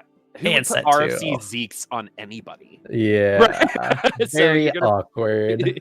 Exactly. So we're going to see if it's going to end up working out here, and we're going to get double Zeke's on Nico. So the Nico going to be slightly faster on getting to that ult as we're actually scouting the elimination match in this next round. So this could be done by 6-6 as the Set ults into the back line, and this Nautilus actually taking a lot of damage. And these Nico ults, man, not whiffing at all. I don't want to curse it, but these Nico ults have been clutch. Don't want to curse it, but maybe you have for the next round. We'll have to see. But no, the Set now being tiered 2'd, double Jewel Gauntlet, that's so much damage coming through. Will Nico 3 be found? Probably not, because we might just have the game come to close here. Artifact now does come out. It is going to be Eternal Winter. Either probably goes, actually, I was gonna say probably goes on the Sejuani or the Aatrox, but it could go onto something a bit tankier as well. Perhaps.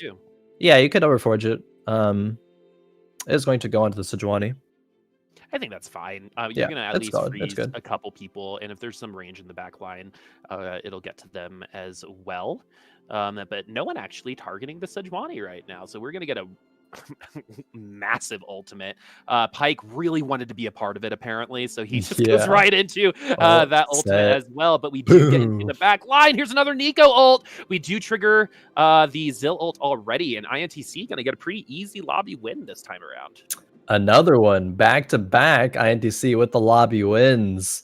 This time it is going to be with a Nico composition, Fabled, and that was piloted extremely well. 20 points on the board, which is actually really good for people at the bottom of the lobby, because it means that all the points can be concentrated at just that first place, so it's easier to get into the top 3 with that in mind. But we'll have to see how the points break down right now, in fact, because points are ready. We have INTC with the 6-point lead. That is very, very massive. Actually, 6 points after already 2 games. Stovio in second with 14, El Tomo in third with 13, Killjoy in fourth with 12, and then down the lobby we have 11, 5, 4, and 3. But Noster has the 5. That's so insane, actually, to see Noster at the bottom.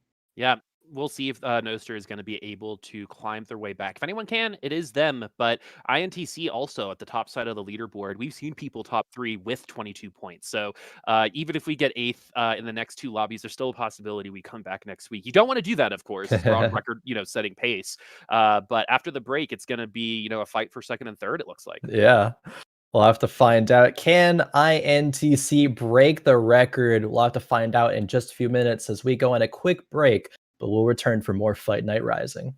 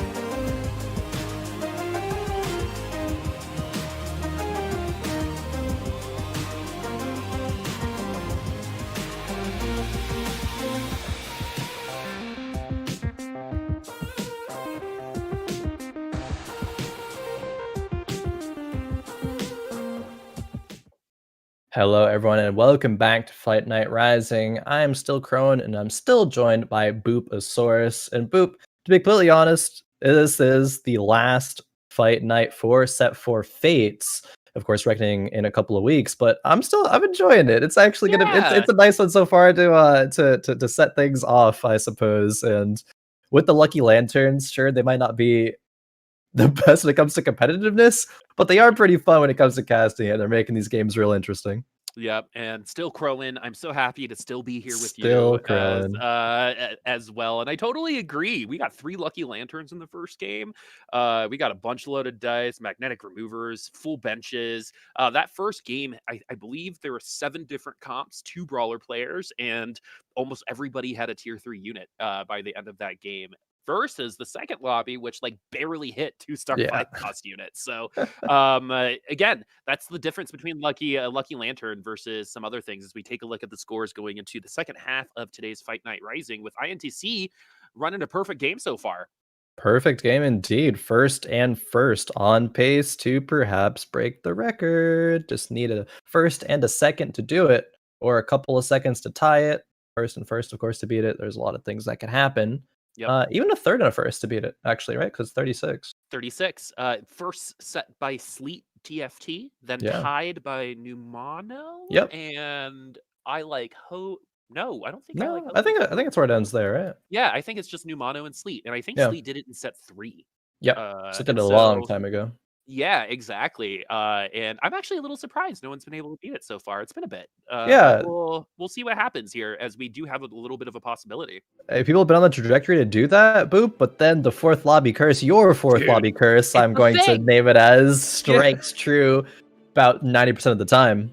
yeah. Someone So, from the bottom 3 will finish in the top 3 in the last lobby. It happens all the time, and whoever is winning in the last lobby never wins that lobby. We've gotten second and thirds, but most of the time it's actually a 7th or 8th. So, yeah. I mean, it's fatigue. A lot of games have been played, and we still need to get there because we're at lobby 3 right now as we get our first look at what the items that were picked up on the carousel are. And it looks like with that giant spell, we might be okay with running a little bit of tankiness, either some attack Yeah. speed or tankiness with this giant spell.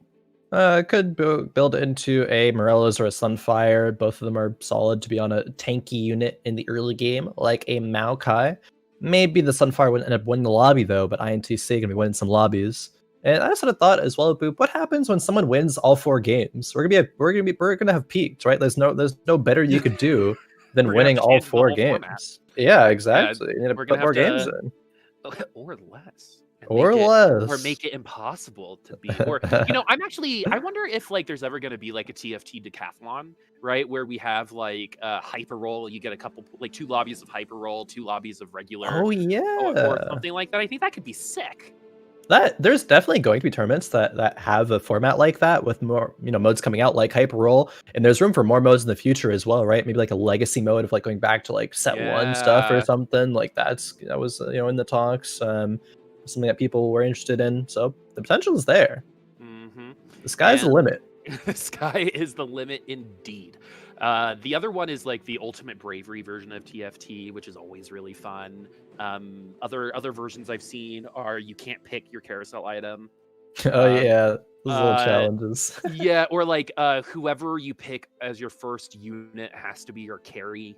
Those Yeah, kinds of yeah. things. I'm really excited to see the creativity because as we get more access to like the game and maybe some customization, like literally, remember League of Legends is here because of a custom map, Yeah, right? So you never know what can be exactly. bred and born from the creativeness of the audience, right? I think it's pretty fun actually as well. I actually remember back to, I think it was a bit earlier in set 4. Soju and I recorded like some content video piece for C9 where we had like these special rules to work with, and it was like when I had like already after I'd retired as a pro player and was not playing as much TFT, but I still beat Soju in that challenge, so felt pretty good about myself there. But no, it's really fun. I think it can add a lot to TFT, having those like specific, I guess, like restraints to work Yeah. off of, Well, and it there's speaks room to for that in the different future. yeah, it speaks to different strengths and weaknesses per player, right? Exactly. You got to adapt. It's just more like adaptability stuff. Yeah, I think that you could make a real argument that hyper roll is actually harder than the game. Yeah, especially in the early game, like all Yeah. the pairs that you keep on your bench and like what Yeah. you actually keep. Like I definitely agree with you there.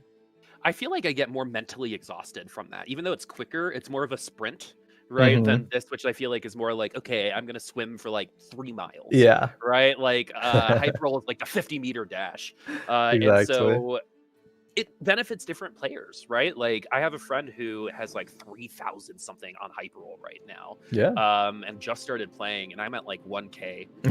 But in terms of the regular game, it's totally switched, right? So that's what's exciting about it. Hyperroll is really fun. I'm excited to see what comes next from that team in terms of alternate game modes. Yeah. I usually don't like them, but this one has grown on me. But set 4.5 has always been I've always been a fan of. I think I've always fallen on the side of the chosen mechanic being really nice to onboard players. And so hopefully what this set has done is onboarded the players. They kind of understand classes and synergies. And then we go into set 5 and we kind of enter that advanced set. Mort said it was going to be an advanced set. And it definitely is. Mort's like, yeah, competitive players are going to love set 5. And we're just like, why, Mort? I wonder. Because there is so much in set 5 in terms of player agency, right? Like you can pick 16 spat items. 16 spat items. You can it's actually insane. Double the amount of items because shadow items, of course. You get to pick items after the round 1, from the armory. All of it's there. Yeah. It's kind of crazy. So you have like more control and less control at the same time. It's actually pretty nuts. And then in hyperroll, all of that is accelerated through all of that. So I think if you are trying to learn new comps, hyperroll might actually be a really great way to practice. But if you're trying to learn the game, I would start with the game. And then go into hyperroll in that direction. If anyone's trying to start here soon, if you're coming here for Fight Night Rising for the first time and you're kind of getting situated with TFT, that's how I would do it. Exactly. I 100% agree with you there. I think that's a wonderful use of hyperroll. Just get used to stuff, dip your feet in the water. Like, okay, it's kind of like less risk, right? Sometimes people get even like ranked anxiety, and sure, you can like play normals and stuff, but if you just are a person that wants to play ranked, you get ranked anxiety because there are some people out there. Yeah. And hyperroll is a good way to, I guess, circumvent that a little bit. And if you like spending money. True. It's good digital retail therapy with no digital retail therapy. Right? What a phrase. I like that. It's very stealing it. I know, right? It's very I feel like it's very millennial of me to like create a term like that and just like act like everyone uses it. Exactly. Has killed You're hit now, Boop. Oh my god.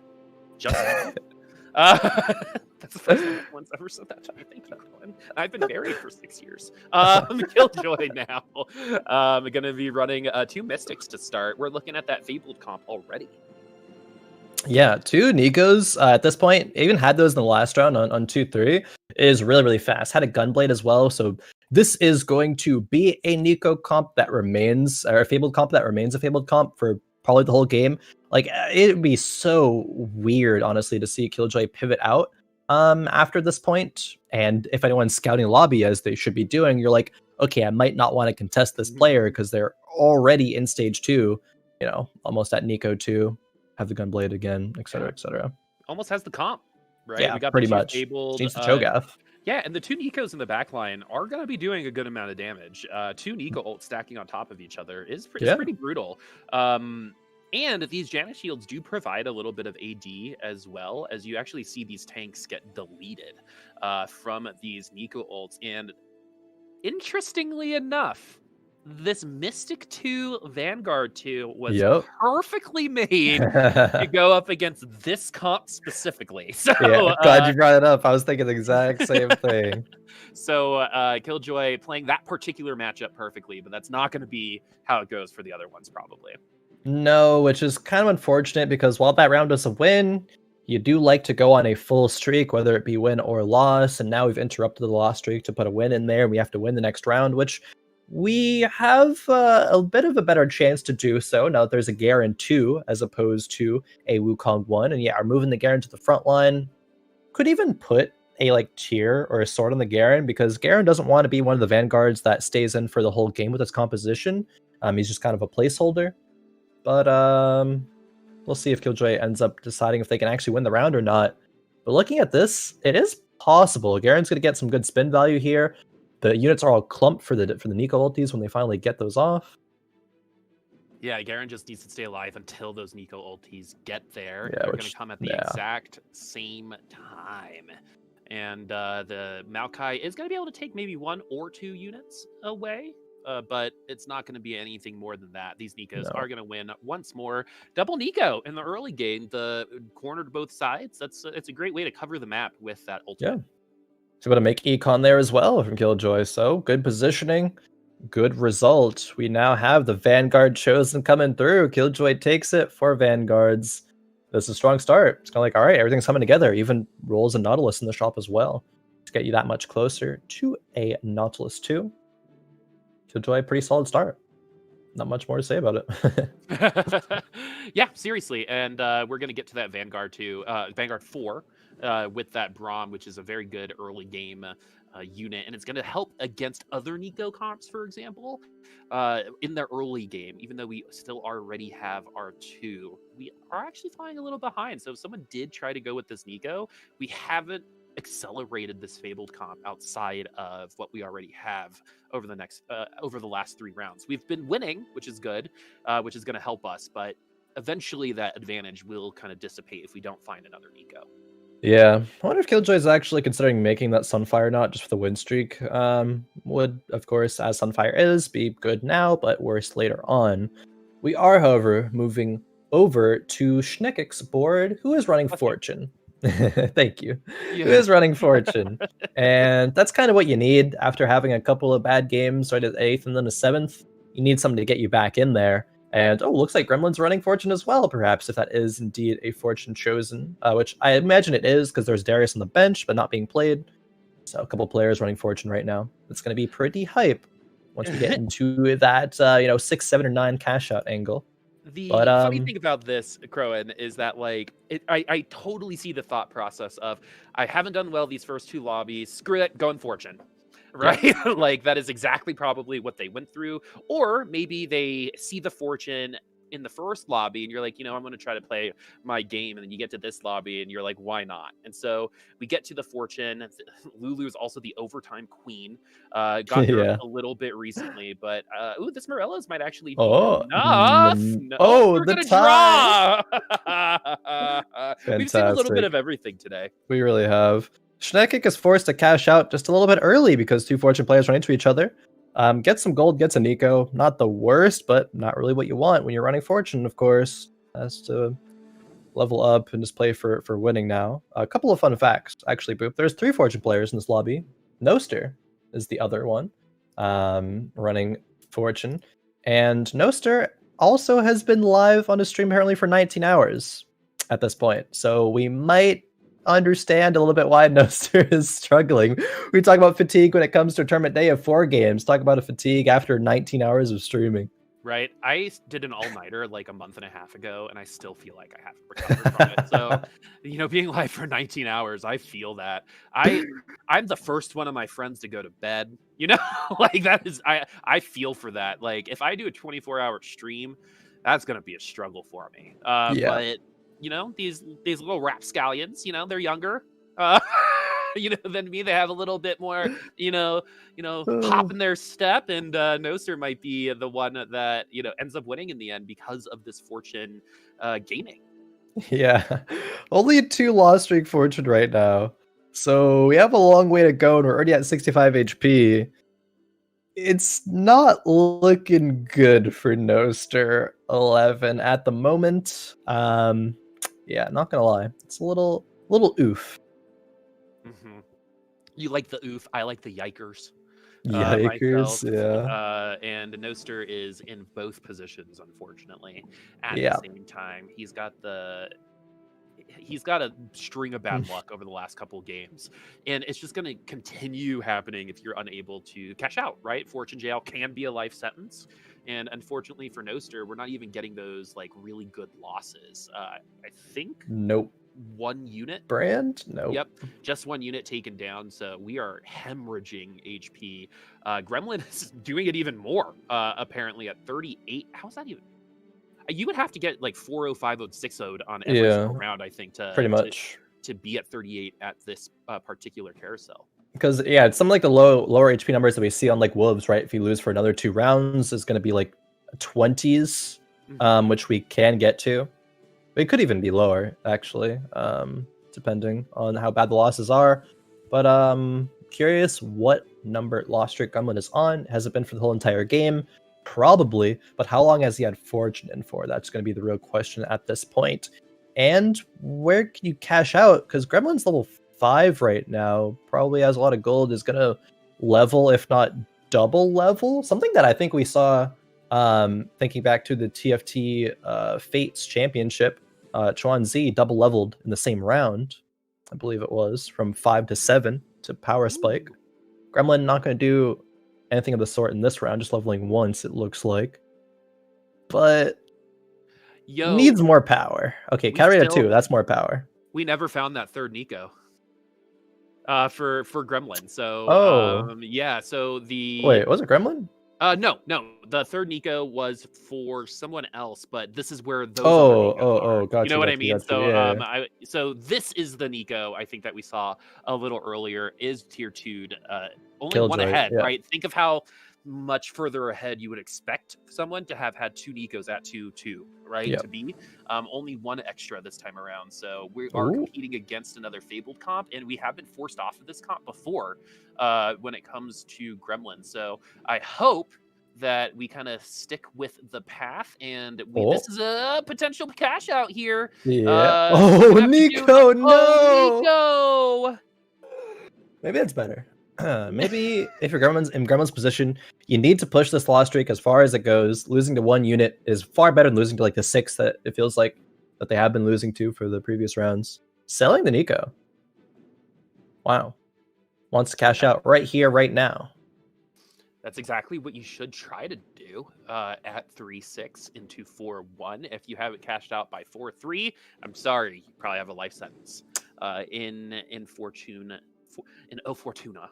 In O Fortuna, indeed. Katarina position in the middle is going to jump to a decent position against Stovio. Stovio rocking that chosen Twisted Fate, and Katarina, this position. This is going to be good.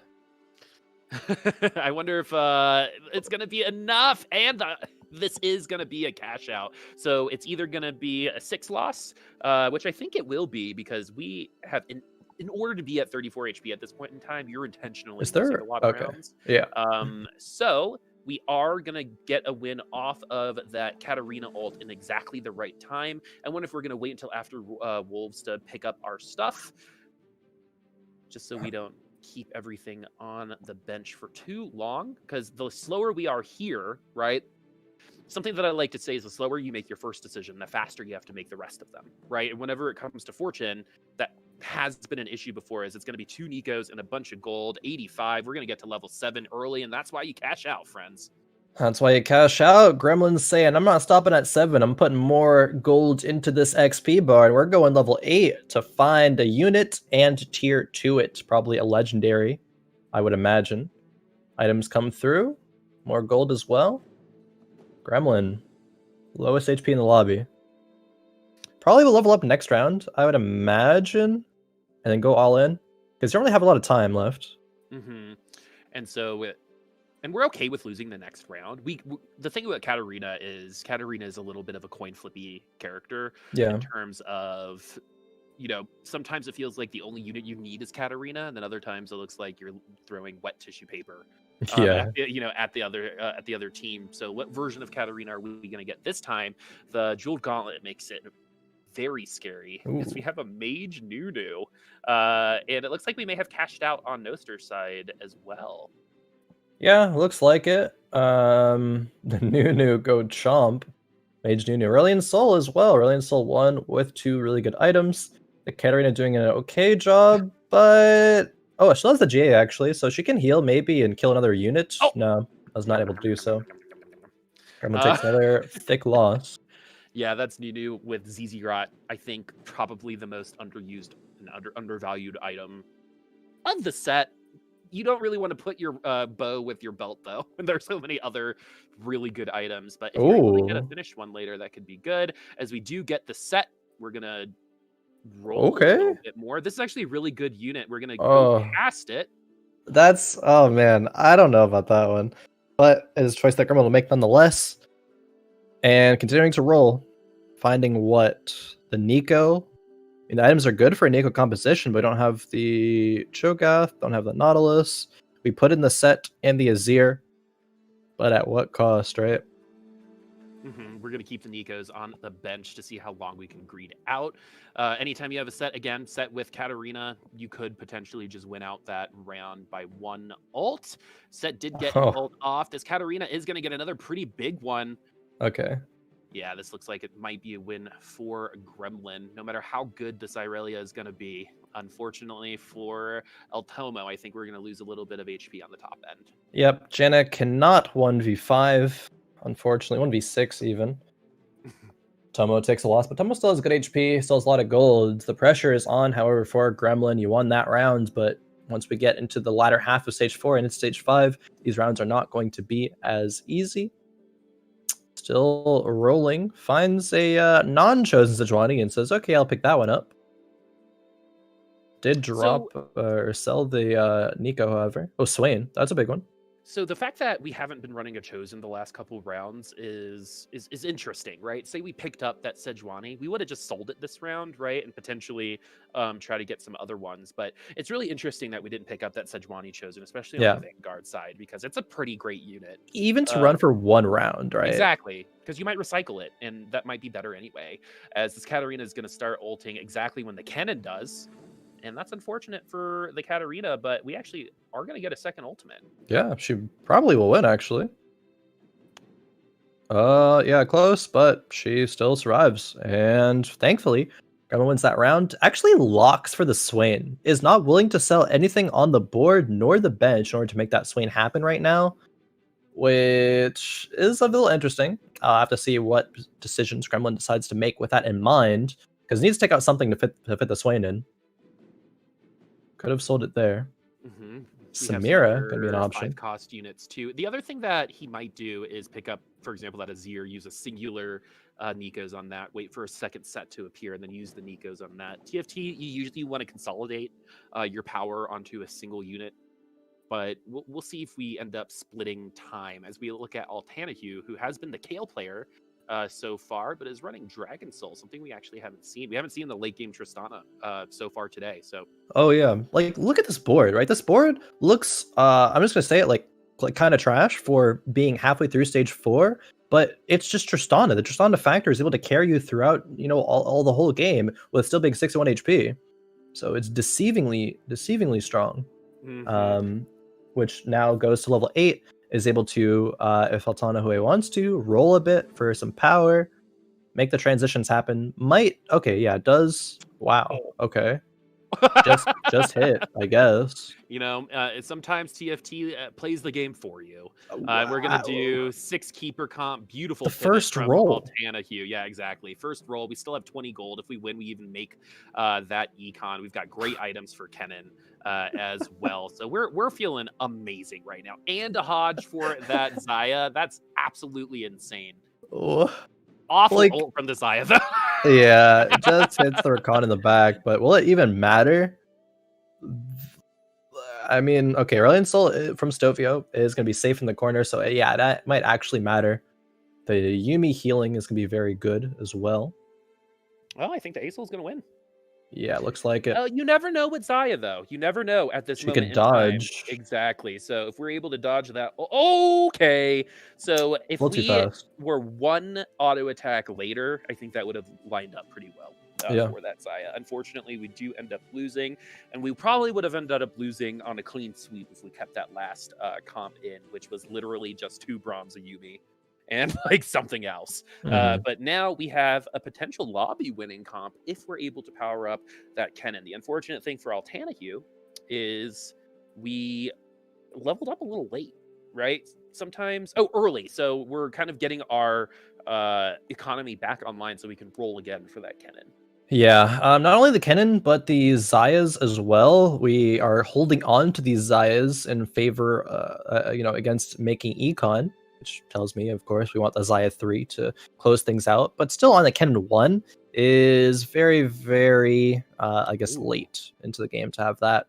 Gremlin has transferred items over to the set, has a chosen Kale on the bench as well, actually. So maybe wanting to go that direction. Did go the Swain and made it a Swain 2. Is the set enough? Looks like he's going to be, actually. Barely. Wow. Very interesting that we didn't consolidate those Nico's help on set, in my opinion. Yeah, and we Because put the that GA like parry. on the set as well. Exactly. So anytime I feel like you have the Jeweled Gauntlet on this set, you're kind of putting the power into that champ. So I think we steal around, to be completely honest with you, when it comes to that set, is we're going to pivot once more. Big pivot. We're going to keep our keepers. Yep. And I mean, I like it. Oh, this is actually really cool. It's like a quasi, like, it's the same, technically like a little bit of the same comp, but it's stronger. Yeah, you just find Aatrox to round things out, and this comp is chilling. You can run 2 Zayas. The items are not really going to be there for both of the Zayas, but let's see what comes through here. Yikes. Okay, never mind. No more Zaya items, and not really any Kennen items either. He's still going to be stuck on 2. Needs to get Fortune off of the next carousels and Nexus minions to be strong, but really needs the Kennen 2 right now, as well as 1 Aatrox. At least 1 Aatrox. So we leveled up early, so we got all 50 gold for this 5-1 roll down. The 4-1 is a checkpoint, 5-1 is a checkpoint as well. If you're not going to be able to hit level 9, a lot of people will just spend their money here just to try to keep up with the rest of the lobby. There is another Xayah 2, so most of the Xayahs have already been taken out. That's the other Xayah 2 probably needs to get eliminated if we want a Xayah 3, or we're going to get really lucky, right? We have to hit or hope. Oh, yeah, that's nice. Hit or hope. I mean, the item mover is there, so putting the Warmugs on the Kennen is great for now, because if the Kennen didn't have it, he'd be, in the GA state right now. But now he can take another set of Aurelion Soul ultis, as he does right here, and might win the round because of it. Nope. Oh, very, very close. What is that, like sub 50 HP on Aurelion Soul? Takes another loss. Like, the pivot's really good, but we're still on a 6-loss streak. It's really interesting because, like, this is a comp that you kind of expect to top 4, just like automatically. So seeing it lose is intriguing. Something that they need to do is end up finding that power and consolidating it on the Kennen, for example, because the Zayas aren't really working right now. But we ended up going Swain 2 with a Siphoner. We have an Executioner chosen, so we got a little bit of, we got a little bit of everything happening right now. The spirits are going to be really helpful. I prefer 4 Divine with KO. Personally, but the Azir is one of the best peeling units for this Kale in the game. Oh, goodbye, Swain. Lee Sin, pretty good. Now up to the Kale to win the rest of this round. Getting CC'd, however. And doesn't have the best build, but it is going to be... Oh, is it going to be good enough? It looks like it. Yeah. The Zillion ulti didn't come through in time. Shenfall's Zillion tried to ulti, but no one was there. The Jewel Gauntlet is cool because I believe it procs the Executioner too, so you're going to get the crit on the auto attack and the flare at the end. So Kale benefits from Jewel Gauntlet really well. And like you said, the Jewel Gauntlet was part of that world's winning build. Usually you want attack speed, but we only have 2 spirits and we also only have 2 divines. So this Kale is going to be squishier than other Kales that we have seen. And we can't corner this Kale because it doesn't have an RFC. Can't corner the Kale, probably 3rd row it, perhaps 2nd row depending on the matchup, but also can't fit 4 Executioner in. There's the Xayah on the bench, but unwilling to remove a Sejuani or an Aatrox on the pair of both. I would think probably it's good to take one out in favor of 4 Executioner, but we'll see. It looks like this round is going to be a loss. Just too much beef and too much damage coming out from Noster. Gremlin does fall in what place? 8th. Unfortunately. Noster, once again, bottom of the lobby. Near the bottom of the lobby. But INTC is as well. Yeah, so INTC, if finishes anything lower than 3rd, will not get the record. And it doesn't seem like it is going to happen, as Killjoy kind of bullying the lobby right now. Whenever you see a huge first place separation like that, you can pretty safely assume that Killjoy is the one that's taking a lot of that HP. But we did actually just lose, so INTC gonna hopefully try to bring it back. We have one of those blunder / splash comps again with the Mystic Chosen, which is something that is a little unique for this point in time. We're using it for the Shen, which is a very good unit. And look at that Bloodthirster, Khroen. It looks so good on that Talon, doesn't it? Does it? Boop. Does it? How can I have there may be a correlation between a Bloodthirster on the Talon and being 16 HP, 3 loss streak. I'm not going to say there is a correlation. Correlation doesn't mean causation, Khroen. Of course. You know. Of course, yes. Indubitably. Indubitably. No GA, an extra talent. Okay, no, I could have put the Zillion in there. INTC is on the struggle bus this game. Hopefully with the GA now on the Morgana, it can come back, as well as the IE on the Talon. That's okay. The struggle bus is fun. I'm driving it. I am the forever driver for the struggle bus. Didn't you make a comment about driving earlier, saying that you wouldn't be the one it'd be good for it to drive or pilot things? Wouldn't that be appropriate for the struggle bus? It would. Yeah. But perhaps concerning for the rest of people also on the struggle bus. But hey, that's what struggle bus is for, I suppose. Exactly, as this Bloodthirster Talon looks like it's going to absolutely demolish. Yeah, INTC hopping off the struggle bus saying, no, I don't want any more of that. Bloodthirster, best item in the game, of course. 2 Talon 2s coming through. Talon 3 Inc. Hopefully. I mean, we saw Talon 3 not win earlier, so... Yeah. It is not Talon 3 is just like not a good unit. Like, okay, it's a good unit, of course. It's a 3-star 4-cost carry, but it can very easily be countered, like a lot easier than other 4-costs. Let's say like even Morgana in the same composition, or like Aurelion Sol, Trinamir, Olaf, things like Talon's just like the weakest of the bunch. Yeah, if Talon could carry 4 items, would probably be the most powerful character in the game, right? Because then you can fit in that defensive item along with this damage, because the trade-off of not having the defensive item is just, I think, really high in the late game. You're just really hoping that the teams don't build that CC, right? Like this Kennen. And so that... this Talon's still going to win, but again, how long is it going to be? Do we have enough HP to come back against Killjoy here, who actually just won another round against Noster, who is on the brink of elimination? 3 people in single digits here. Yeah, the same thing's happening again. Someone takes 8th. There's 4 people, within 1 life. INTC now going to stage 6 is 1 life left, potentially, and there's 3 people top of the lobby. It's just same thing happening again. Noster, with 2 mage caps, is on 7 mage, 3 dragon soul, 2 brawler. The comp is pretty nice. No other items in the Swain. I guess the Titans will go in the Swain. That'll be pretty good. But the Aurelion Soul carrying a Shojin's is unoptimal. Depends what actually happens there. There was what was I going to mention about INTC? I don't remember, but oh well, in the past now. Okay. I don't know why I said it like that.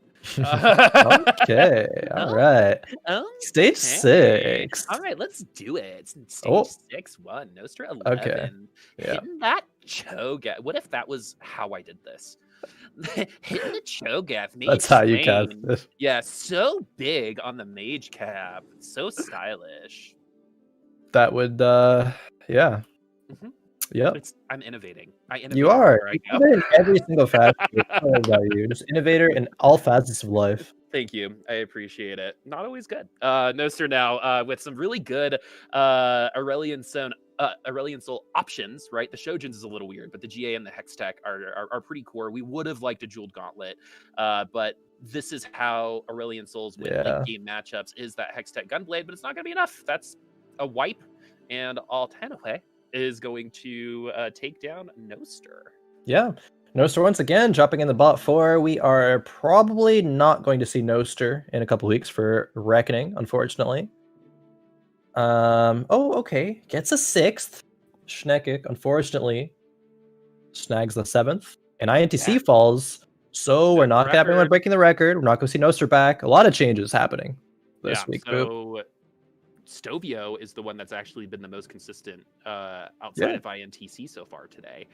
Killjoy, another one that's been pretty good. El Tomo has found themselves in the top 4 a couple times. This second and third place is going to be pretty close in terms of where things are going. INTC has built up enough of a lead to where I believe they're still going to be first, but it's not going to be as solid as it was before. We still have a couple other rounds to get through. As we enter 6-2 with 4 people remaining. Altenahue and Stovio on 1 losses. El Tomo on 2, and Killjoy is going to need to really fail here in the late game, but it doesn't look like that is the case so far as they've won the last couple rounds. Yeah, this Swain is massive and going to be the reason why Stovio comes up with this round win. I imagine so. Maybe I spoke too soon. The Swain's tanking so much. He ultimates again. Yeah, the Zaya falls.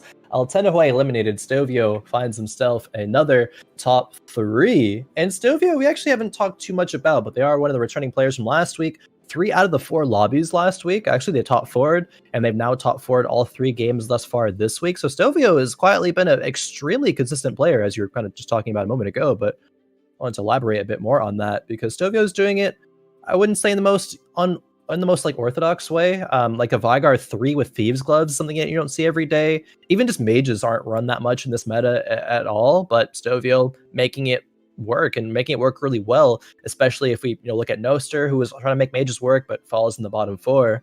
Stovio doing a great job, however.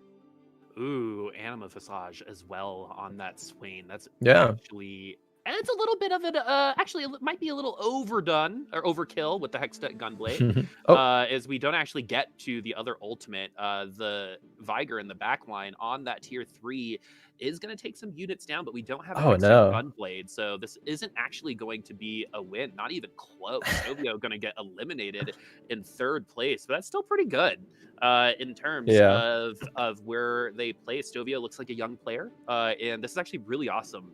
The young kids in this game are so good. DQA, one to think about. So it really runs the gambit, because I also feel like the player community here can run older as well. So it's been really cool how many people access this game and can have a good time with it. Oh, definitely. I think there's really kind of like everybody, like you were just mentioning, kind of everybody can play TFT and be good at it. Of course, Zoomers dominating another game, even though it is a more strategy game. There's a lot of thinking involved, not as much mechanical prowess, but not to say that you can't show your mechanical skill. As the clip referenced earlier, there's definitely some mechanical skill in that clip happening. I literally tell people that when I watch that, I go, I can't even click the appropriate portrait sometimes. I will pick the wrong character in the pack sometimes. And you see, trap claws going on for an Akaliel of all things. Anyway. That's the type of stuff that back in the day, I was like, I can do that. And now I'm just like, let's take it step by step. Let's not set such high expectations for yourself. As El Tomo going to lose. This is looking like a Killjoy lobby right now. As 1 loss for El Tomo is going to be enough. And that Blitzcrank hook, the rocket-propelled fist, is actually going to be a pretty annoying occurrence for El Tomo, because it's going to cause all sorts of rearrangement. Yep, it's going to force either the Shen right now, the Shen to be grabbed, or the target dummy. Both of them are going to be fine. It being grabbed, not a huge detriment to El Tomo. What will be a detriment, however, is yet another artifact coming through. Going to be on 4 artifacts right now between the Sonya's Paradox, there's Death's Defiance, Anima Visage, and 1 other as well. It's the Rock-Build Fist, of course. Oh, and actually, the Obsidian Cleaver on the Sejuani. So there's 5 artifacts coming through. Killjoy have been farming artifacts for so long, since stage 4. The Nico gets the ulti off, even though getting pulled in, so it gets to heal up and deal damage. The Set comes back from sit-ups and has an okay ult, but Olaf, though, is still alive on the other side. Okay. Can't do it, though. Sorry. Okay. As Killjoy is going to end up getting that lobby win. He has had an emotional day, my friends. He missed out on 4th place last lobby by a singular HP. And I believe in the first lobby was pretty close to the top as well. So it Yeah, it was feels like, second, I believe. yeah, setting themselves up for, I think, an easy top 3. But we'll see where the scores are going to be after this lobby. Pretty quick day today as well. Pretty straightforward outside of that first lobby, which was nuts. As we go to the scores, going into the last lobby, as Oh, INTC still has that 2-point advantage. Killjoy at 22, Stovio at 21, tied with El Tomo. Altenahue is also in the running. Everyone else is eliminated. So yeah, Noster, the streak ends at 8. The Gunne streak will continue to be the record at, I believe, 11 weeks. yeah, true. And then I think Noster's next, and then Numano and then Sphinx are going to be the ones after that. And I like Hobos is up there as well. But in the end, I think that INTC is still playing really well. Still the person to beat, has a 2-point advantage. So if they finish in Yeah. 3rd, they should win the lobby. Yeah, most likely. I think a lot of things happened in that game that are very interesting, making the competition super close. Like there's the 3-point gap between 1st and 4th right now, which honestly, anyone's game moving into game number 4. And we know that the leader, again, traditionally moving into lobby 4, does not do well, bottoms out, 4th lobby curse, and someone from the bottom does really well. That's going to shake things up as well. So if anyone is wondering where this came from, one day I literally just threw it out there because I made this like heuristic observation that's like, whoever is leading in the 4th lobby doesn't seem to do well. It was I like Hobos. And then he did it for like 3 weeks in a row. And I was like, I think this might be real, Khroen. And then it kept happening. We took a little bit of a break there for a second. But I mean, more often than not, the lower part of the lobby is like also like, hey, let's play spoiler. You know what Yeah. I mean? And they all of a sudden kind of sit up straight. You know that meme where like you're like this, and all of a sudden the guy's sitting forward. I feel like that happens to the bottom side of the lobby in the last lobby of the day. Speaking of last lobby of the day, Boop, we are here, the last lobby for Fight Night Rising on Fates. This is it. On board with INTC, the carousel, going for that glove, and they end up getting it. Okay, I am very curious because Noster is one of those players on the bottom side of the leaderboard, is probably at 20 hours of streaming at this point. At this point, you gotta just go for the last 4 hours, right? Yeah. Why not? 4 hours versus 20, not that much. True. As I said, It's crazy. I'm recovering from my all-nighter a month and a half ago. Yeah, this is what happens, Boop. Yeah, this is what happens. I think the 3rd lobby in a row INTC has actually started with a Maokai. That means nothing. It's just one of those stats. It means everything. Maokai equals win. It's Earth Day. True. It totally makes I forgot about that. Yeah, happy Earth Day, everybody. Happy This Earth is Day. the great planet. I know we're being a little Earth-centric by celebrating only Earth Day. I mean, I feel like that's excusable. Yeah, like until we start, inhabiting other planets, I think it's, safe to say we should take care of Earth first because it's not going so well. Remember to recycle, save the planet, all that good stuff. I live in Boulder, Colorado, and if I don't recycle, the amount of stink eyes you get is just enough to recycle for the rest of your life. Yeah, like the social pressure here in Boulder is pretty big when it comes to being green. It's a good thing as opposed to like it being the other way, I guess. So like, yeah, I would say that's generally pretty good. I love this city. But anyway, this is, I think, like you mentioned, the last lobby of set 4 period, not just set 4.5, but set 4. Imagine the marching band, right? Imagine the one shining moment or something like that, right? Or like the Oscars in memoriam for all the units that didn't make it into set 5. That would actually be a pretty solid piece of content. Anyway, you need one for Fiora. Yeah, especially Fiora's with us for so long as the one cost with a little weird. I kind of just assumed Mort would just put her in every it's just a staple great character. There's one thing that's a constant in TFT. Okay, I guess 2 things. There's constant in TFT. It's players complaining about RNG and Fiora being a 1 cost in each set. Like, yep, that's just the thing. I hope one day Fiora is like a 5 cost. Yeah, she's like the biggest carry. Yeah. And Yeah, and like she has like her old ultimate where she would like dash in between everybody. Oh yeah, the old Do you League remember ultimate. that? Yeah, I do. That'd be perfect for this That'd be game. so fun. Especially if you're gonna do Fiora 5, because that So, would be such yeah. like a meme for everyone who's been playing for so long, right? No, if you just started, no one would know. Yeah. But because if you had been playing, you kind of would understand the joke. As we get some early divines for Altenahue, and this is an okay early game look right here. We're probably expecting to lose, so that's why we aren't leveling up. Yeah, probably looking to lose. I would not imagine Altenahue would go for Nasus 3, just holding the couple Nasus on the bench in case we get another tier 2 to play for now. But yeah, INTC level 4 has, what, 4 Vanguards there potentially, if that Garen is a Vanguard chosen. So that's a very strong early game. Nasus and the pair of Wukongs are not going to be able to take out anything. Altenahue drops to 92.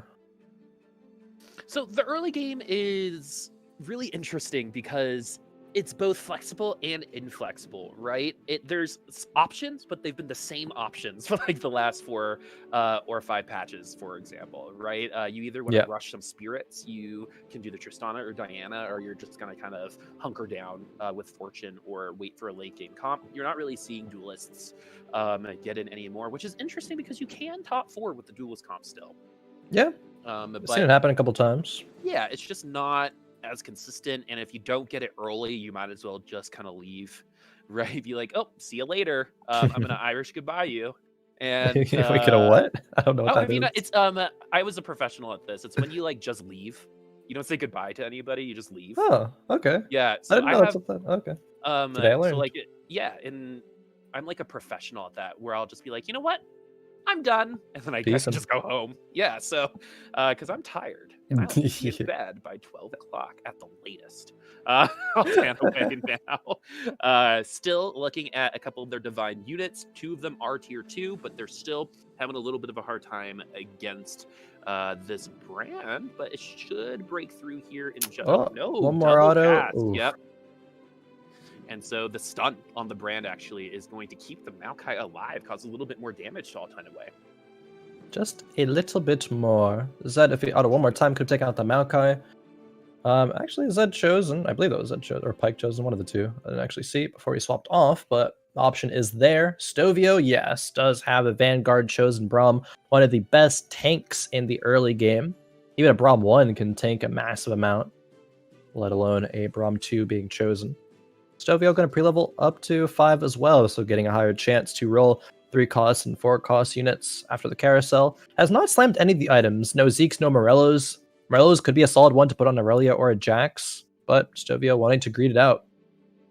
And honestly, this comp isn't awful for Stovio's comp right now.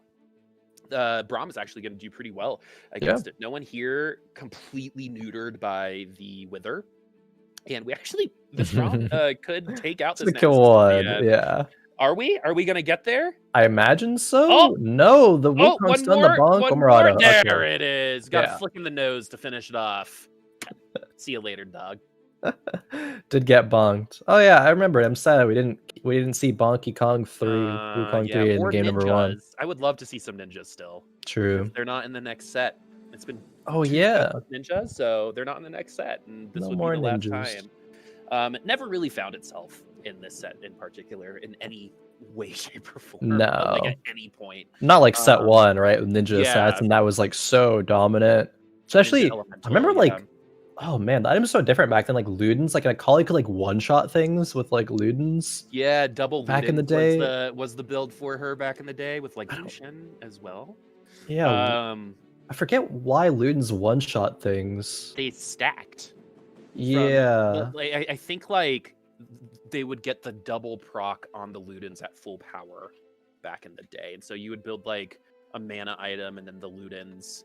Yeah. Keep going, right? And just get to the backline, just boom. Just one-shot everything around. Yeah, so Akali 3 was like... Akali 3 was like the Olaf 3 of that set. Yeah. And is one of the reasons why I still play this game. I got Akali 3 like really early on in set 1, and I was like, I love this game. Yeah. I loved Akali too. Akali actually, Man, there's a old League Pro player, West Race. I started watching like way back when. Oh, Actually classic got me game. into League. Yeah, and I started playing Akali, so loved Akali, and sad to see her go for the next set, but that's okay. She'll be back, I'm sure, one day. Yeah. You know, when I was playing HOTS, I actually played your characters. You were the Really? first I watched. Yeah. Wow. Yeah, look at that. Look at us Hog. now. Crazy. You're stealing strats from me. And I am. That's not true. That's how the world works. No, I am. Okay. You know, you're stealing Casting confidence and strats. Moxie. That's Exactly. I've spelled some words what for you. I use yips now. I have Oh, used nice. it. Dude, Yeah. I don't like, yips. not regularly, but Yeah, I've Noster kind of referenced had the it. yips today.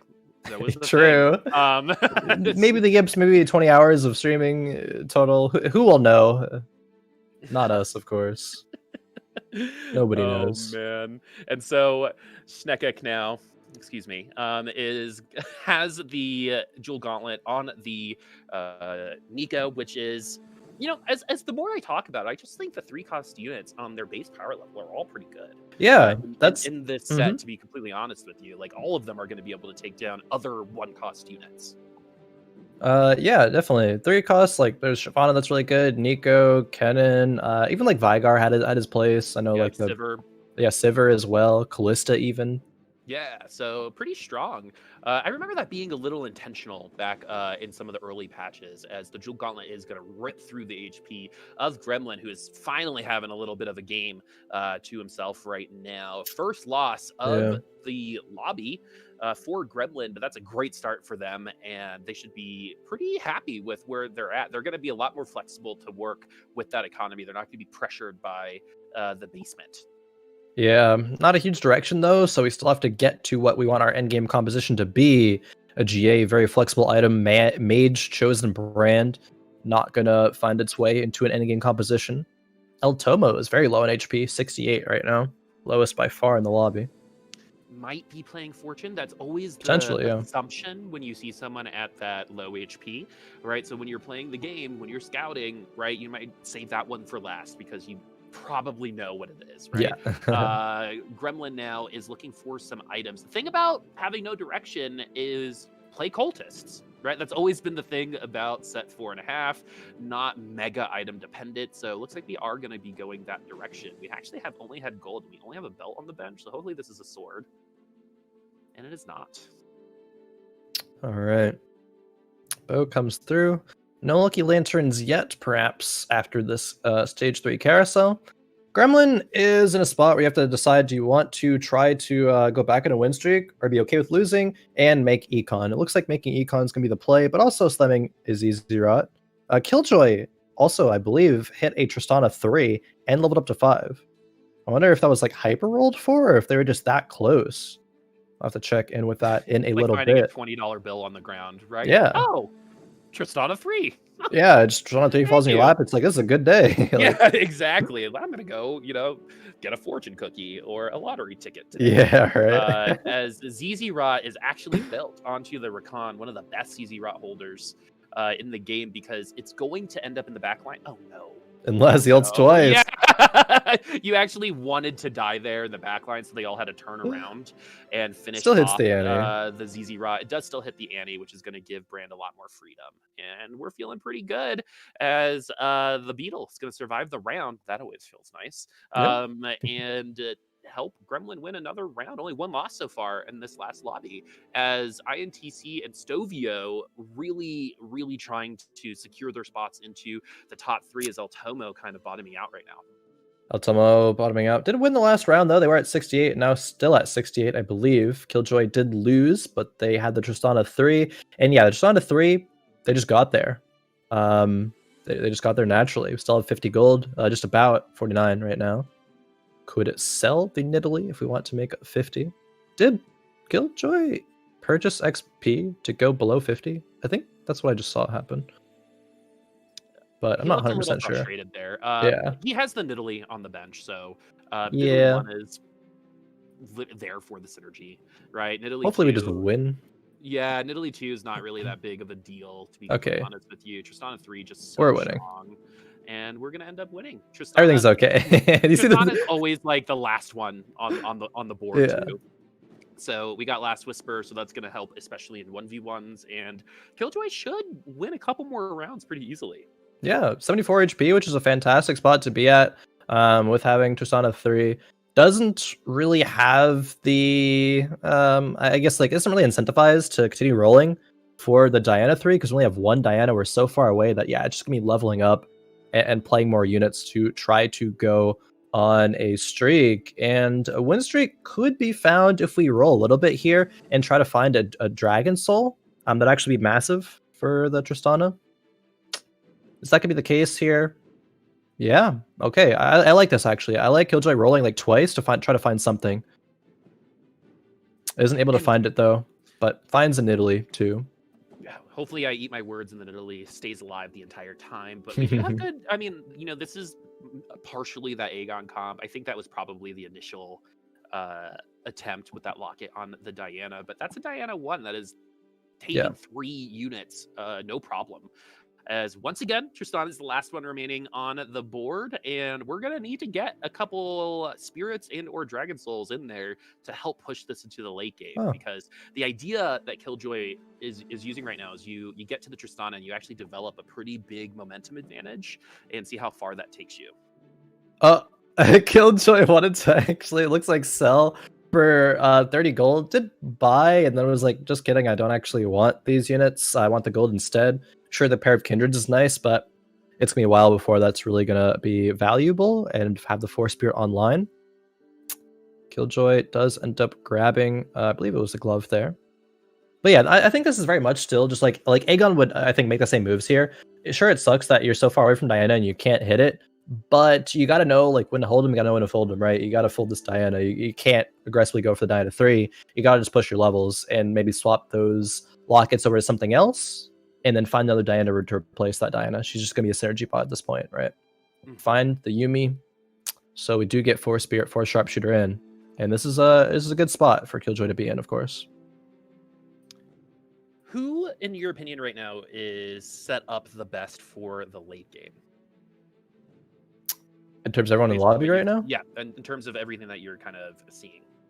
Oh boy, set up best for the late game. I mean, Gremlin had a really good board running Cultists early, and that sets you up for the late game because it allows you so much HP and flexibility. You can keep running Cultists until you find a solid direction and then pivot into it at that point. It just depends on if Gremlin actually executes on that or not. I believe INTC. I'm just struggling to remember what INTC was running, but I'm gonna say Gremlin. All right. That's you know, that would go along with our spoiler situation. True, it when would. it comes to Gremlin, as Stovio takes a loss from a Noster, who's running Fortune once again. Fortune Brawler, and we actually get to see the payout immediately at 3-6, and we accidentally get a Thief's Glove. So that wasn't the plan. Literally any other item with any of those sparring gloves would have been great, but that's not going to be what we see. Is Double Rage Blade is actually on the menu for this. Okay, Kale. The Kale is instantly sold. We don't want Kale even with Double Rage Blade. Where's that Double Rage Blade going to end up going? Yep. Shyvana, I guess. Shyvana, yeah, I guess Shyvana. Because we're not doing a lot of damage with that ultimate, and we actually just died from a new ult. And the Shyvana is getting on the other side of the board. We have no Hex Tech to get more health. We don't have Slayer bonus to help with that Darius, but we also already cashed out, so we are probably expecting to lose that round anyway. Yeah, Noster has struggled, has been on the struggle bus for the whole tournament, and has not gotten off the struggle bus, Boop. Not at all, actually. Noster looking to take the 8th in this game, I think, because even if you find the Shyvana, you need a lot more things to happen other than that, right? You need the Shyvana. You have to tier 2 a lot of these other brawlers. You have to find a Runans or something else like a Hodge to work with, because Double Rage Blade is not going to be optimal. In fact, you probably just want always exactly one. Unless you have to for the Bash Bros, right? Olaf and Tryndamere. That could work maybe if you're trying to just limit your losses. Limiting losses does not equal wins, however, which, like, yeah, I agree with you. Like, it can be okay in some scenarios, but, like, it's not going to be a lobby winning thing in a vast, amount of circumstances. Moving over to Stovio, though, one of our most consistent players the past couple of weeks. Did fall in third that last game. That's kind of generally where they end up falling. Third or second range. Rolling down on 4-1, level 7.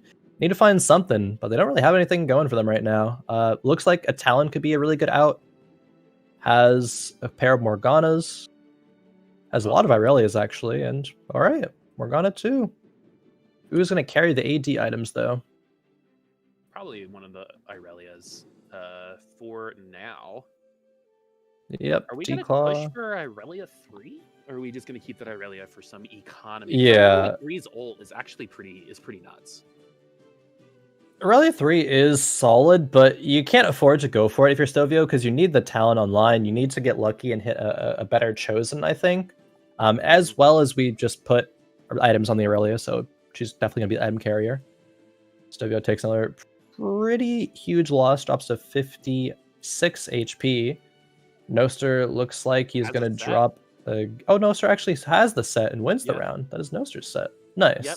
That's good for the brawlers. Yeah, exactly. That's the hardest part of brawlers is finding set. A lot of people will tell you. So that is the linchpin. That is going to be the thing that anchors your brawlers and does enough damage so the rest of your team can actually, take out those units. As we continue to build divines, this could 100% go into a Talon comp as well. This is still moderately flexible, as the only tier 2 units are the Morgana and the Irelia right now. Yep. I mean, kind of flexible, yeah. It just looks very committal, though, just from based off what Stovio is doing. The items that he's building. The Morgana 2. Let's see if it can hold up to things such as Tryndamere. Even though it is Tryndamere 1, Tryndamere is one of the best 4-cost carries while only being 1-starred. Does spin through and gets taken out by the Morgana pool, but Irelia versus the world cannot win this. Oh, actually she has GA, so maybe she can. Book too soon. It's going to be close, but the Ren comes through. Doesn't win. I never had a doubt in my mind that I was correct in my statement there. I was so confident, so sure. Super confident using it. I could feel it from here. I'm more confident because of what you just did. I'm glad. Yeah, this is what support looks like, everyone. So you know. Stovio, we're still riding along with, really intrigued by this Irelia. Our economy is actually in a really awkward place right now, as we're going to be one round late, I think, if we want to hit 50 gold at 5-1. Depending on if we get like a high cost unit on this carousel, we might be able to push it. But the hardest thing right now is, what are you going to do with that Irelia, right? Right now is just taking up bench space. You're probably not going to finish that Irelia 3 because it'll trap you probably into that Irelia. It'll be very hard to sell it in the end. And what we're going to be able to do as well is keep that Irelia on the bench. It's chosen on the field, sell the chosen, move the regular one in, and maybe find some AD with that talent. Yeah. Another Nico that we see. I believe Nico actually won 2 out of the 3 lobbies today. Slayer's winning the other one. Yeah, Nico's done well. Yeah, Nico's done very, very well. And still doing well right here. Winning against Stovio. Stovio drops yet another round 7 loss streak. 44 HP, picks second on the carousel. And Gremlin has taken a nosedive when it comes to HP. Gremlin, I thought, was set up very well to position themselves to have a good late game, but they have not found anything for direction, it appears. Moving on board with El Tomo, however. El Tomo, who is running the 6 brawlers. Does El Tomo have a set yet? Does not look like it. Has the Shyvana, though, with some good items. Yeah, the set is, again, just going to be, for this particular version of Brawler, is going to be like the cherry on top rather than the linchpin, because it's going to be... Oh, wait, set from the carousel. Oh, look at that! And we hit Lucky Lantern with a spatula for everybody. Oh, that's great for the Nico player. That's like absolutely amazing, actually. And so the Nikos are all going to be Vanguards right now. Lucky Lanterns, everyone gets the same thing. So we could potentially make another Dragon Soul. Yeah, that's what I was thinking. But actually, we want these 3 Dragon Souls in, it looks like, because one of them, or 2 of them are going to be mages, and the other one's going to be Shyvana. and you don't really want to cut any of them if we do want to continue running 3 mages. We could later on into the game, if El Tomo is able to go 9 perhaps and fit in a lot of other synergies, like maybe even drop 6 Brawler, go down to 4, and run other things. But we're kind of far away from that. Oh, could go just 6 Dragon Soul. The set flew across and just doing a trial run, just doing a little bit of practice. You know what I mean? It's some stretching, right? Like we all need to stretch before we use our ults. Exactly. Practice run coming through from set. Oh, that was funny to watch though. Yeah, especially since he went like all out on the ult too, and just anything. The other thing that I'm actually practice like you play. Exactly curious about is if we're gonna put that Hex Tech on Set and or this Aurelion Soul. Yeah. Both best in in my opinion, best in slot items for those characters. So with the 3 mage being run, I believe it might be a bit more or a bit stronger on the Aurelion Soul, especially because there potentially is going to be a GA for Aurelion Soul as well. We do obviously one of the swords needs to be used for Gunblade, but we have a vest on the bench. So if a sword comes through from the Raptors, we get both things. Schnekec has found, thank you, has found the Vanguard spat, of course, with the Lucky Lantern. So perfect itemized Nico. And the GA actually goes in the Shyvana. Okay, the Shyvana is stacked. That is, that halitosis is really hitting the other team right now. And even with that Vanguard spat, that Nico is not going to survive that Shyvana as El Tomo, started from the bottom. Now we're here. Yeah, actually. As Stovio starting to lose a lot, maybe hasn't found that talent just yet. INTC starting to lose a little bit of momentum, and our late game comps are going to start getting online right now. So if you were running an early game comp, you're probably going to start losing from here on out, and hopefully you've built enough attrition to finish in the top 4, which I think the top 4 has built an alright amount of attrition versus the bottom 4, but Noster is the one that is on fire, cashing out on that fortune not too long ago. Yeah, Noster maybe being the spoiler for this game, Boop. Who would have thunk? Yeah, you. Me, I said it. You did. Sorry, I didn't mean to come at you so hard. El Tomo. I was like leading into it. I was like, who would have thunk? Oh, you would have, Boop. You're like, no, me. It was me. The other day I was playing a game with my friends and I pulled something off, and the first thing they did was like, no, it was me. I did that. I'm the support. And it's like, just give me some credit. But then I'm like, also that person that's like, I'm amazing. And so, so I get it. As El Tomo now sitting on top of the lobby, looking down on everyone else with a beautiful front line. Zeke's and Locket on that Vi is so huge, and the one thing that even in the new set y'all are gonna have to think about is the fact that Elderwood, that's nice for the set, is that you don't have to misposition your units just because you want 5 people to get that Locket, right? Sometimes it's good just to leave one of those hexes open. You don't have to force the perfect synergy there, as El Tomo once again could actually win the lobby if they finish enough spots ahead of INTC. Very well could. Oh, the set's reigning supreme right now in this lobby. There's going to be 8 brawlers on Stovio's board, it looks like there. But El Tomo's putting themselves in a great position where they can go level 9 and find set 2 easily, just with, higher chance of finding legendaries. And perhaps even get a 6 Elderwood online. You would have to drop something for it. I have to drop the mage, it seems, but they could get another spat, be it Elderwood spat or mage spat. Play both. So options are still here for El Tomo. Altenahue as well at 45, Killjoy 44, INTC 39. Look at how close lobby really turned out. And remember, this is the very last lobby for set 4.5, as the set is actually going to take down a unit, do some push-ups. Has enough time been saved through that GA to get all the way through? No, I don't think this is actually going to be the true damage, but we are going to get one last ult, and the Tristana, I think, is going to actually take the dub here. Yeah, as El Tomo loses for the first time in a bit, but it's just going to make this lobby even closer. As Gremlin, we caught him at 17 HP at the very bottom once again, but has found some kindling and got himself on fire. Here we go. There's a couple of Cho'Gaths coming through. Could actually replace some Maokai right now. Wants to keep on the bench, I suppose, in case of 6 Elderwood, but doesn't need the Maokai right now to provide the Elderwood buff. See if El Tomo does recognize that. not looking like it so far. Definitely one of the biggest scouters that we've actually seen today. Yeah. I think spends more time on other people's boards than their own after they're done. I mean, this is a pretty static composition once you get to this point. You're not really going to be doing a ton of movement until you get to like the top 4. Because it is just pretty standard. Stovio finally found that talent. I wonder how long it took. But it's going to end up working out. Let's see how big the settle is going to be in the end. Gets one more unit. Are we even going to finish? No. No. Kills El nothing. Tomo is going to lose even more HP, and the lobby gets even closer.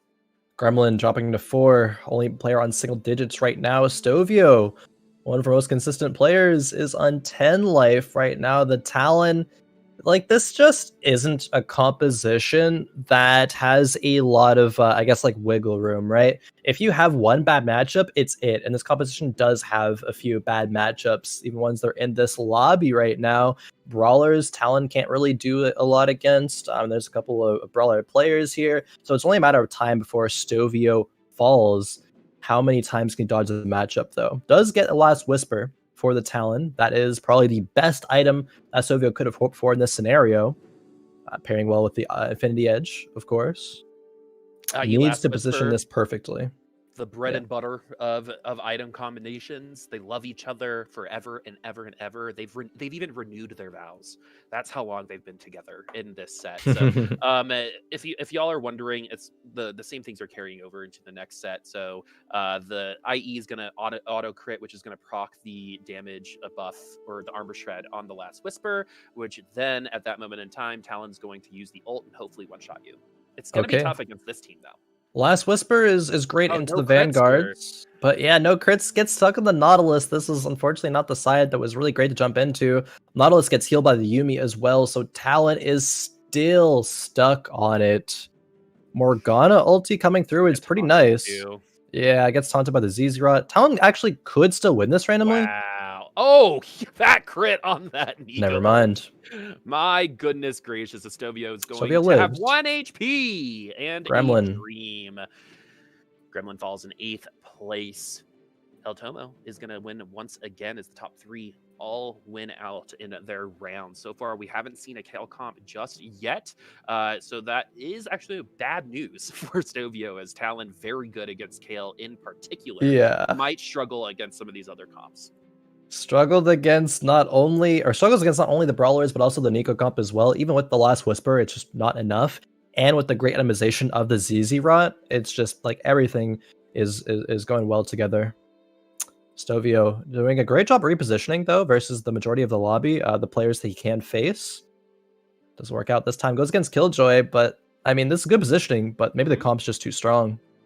Okay, so we're going to get some really big kills really early on, and we get to the Tristana third. That's perfect timing. So this is the opening that Talon always needs, as Killjoy is going to fall. But do you see the difference in going up against Nautilus and going up against sharpshooters? Right, it's night and day. Enormous. Yeah, exactly. And you know, that's part of rock paper scissors in TFT. Talon, though, just so much more vulnerable against certain comps, and is vulnerable against more comps than he's not, unless they get really good targeting like they did just then. The set be set.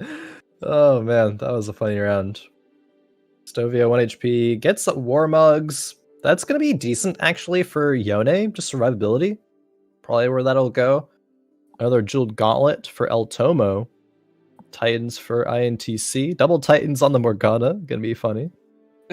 With the Rabadons, that Morgana is gonna slap. Wait, INTC is actually contesting Stovio. I didn't realize, but is going there for the Morgana Talon. Only is on Talon 1 though, but is 2 Morganas, I believe, off of Morgana 3. So Altenahue, Stovio scouting, is actually denying a Morgana. Love to see that. I wish I would see that more. The only person still to this day that I think actively denied units was Loco Doco throughout like an entire game, right? And so, or Raptor Kid, as they're known in TFT. Stovio is looking okay. Okay. The unfortunate thing is that INTC also just found their talent too, and there were some other level ups that are going to make this talent a little bit harder to use. It is a little bit of a coin flip. This positioning is going to be really, really important. So Yep. we're going to go ahead and move over because we were going to hit the Braum as people are positioning for the Talons now as well, and we should actually target the Aurelian Soul. This is perfect. Depends on where he jumps. Finds his way now. Oh, no. Gets stunned out by the pike. Already popping GA is really detrimental, but actually is going to be able to win the round. Mm-hmm. That was huge.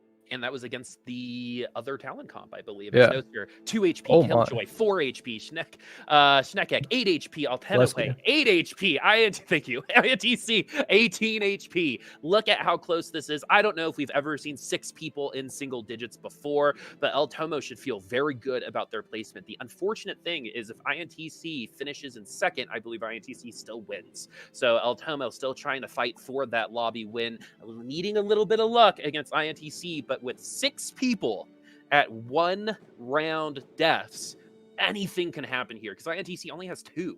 Yeah, really anything can happen right now. Noster leveled to 9 that previous round. Stovio is going to be fighting a ghost, but still, that is that double rage blade Shavana. It's a Shavana 1.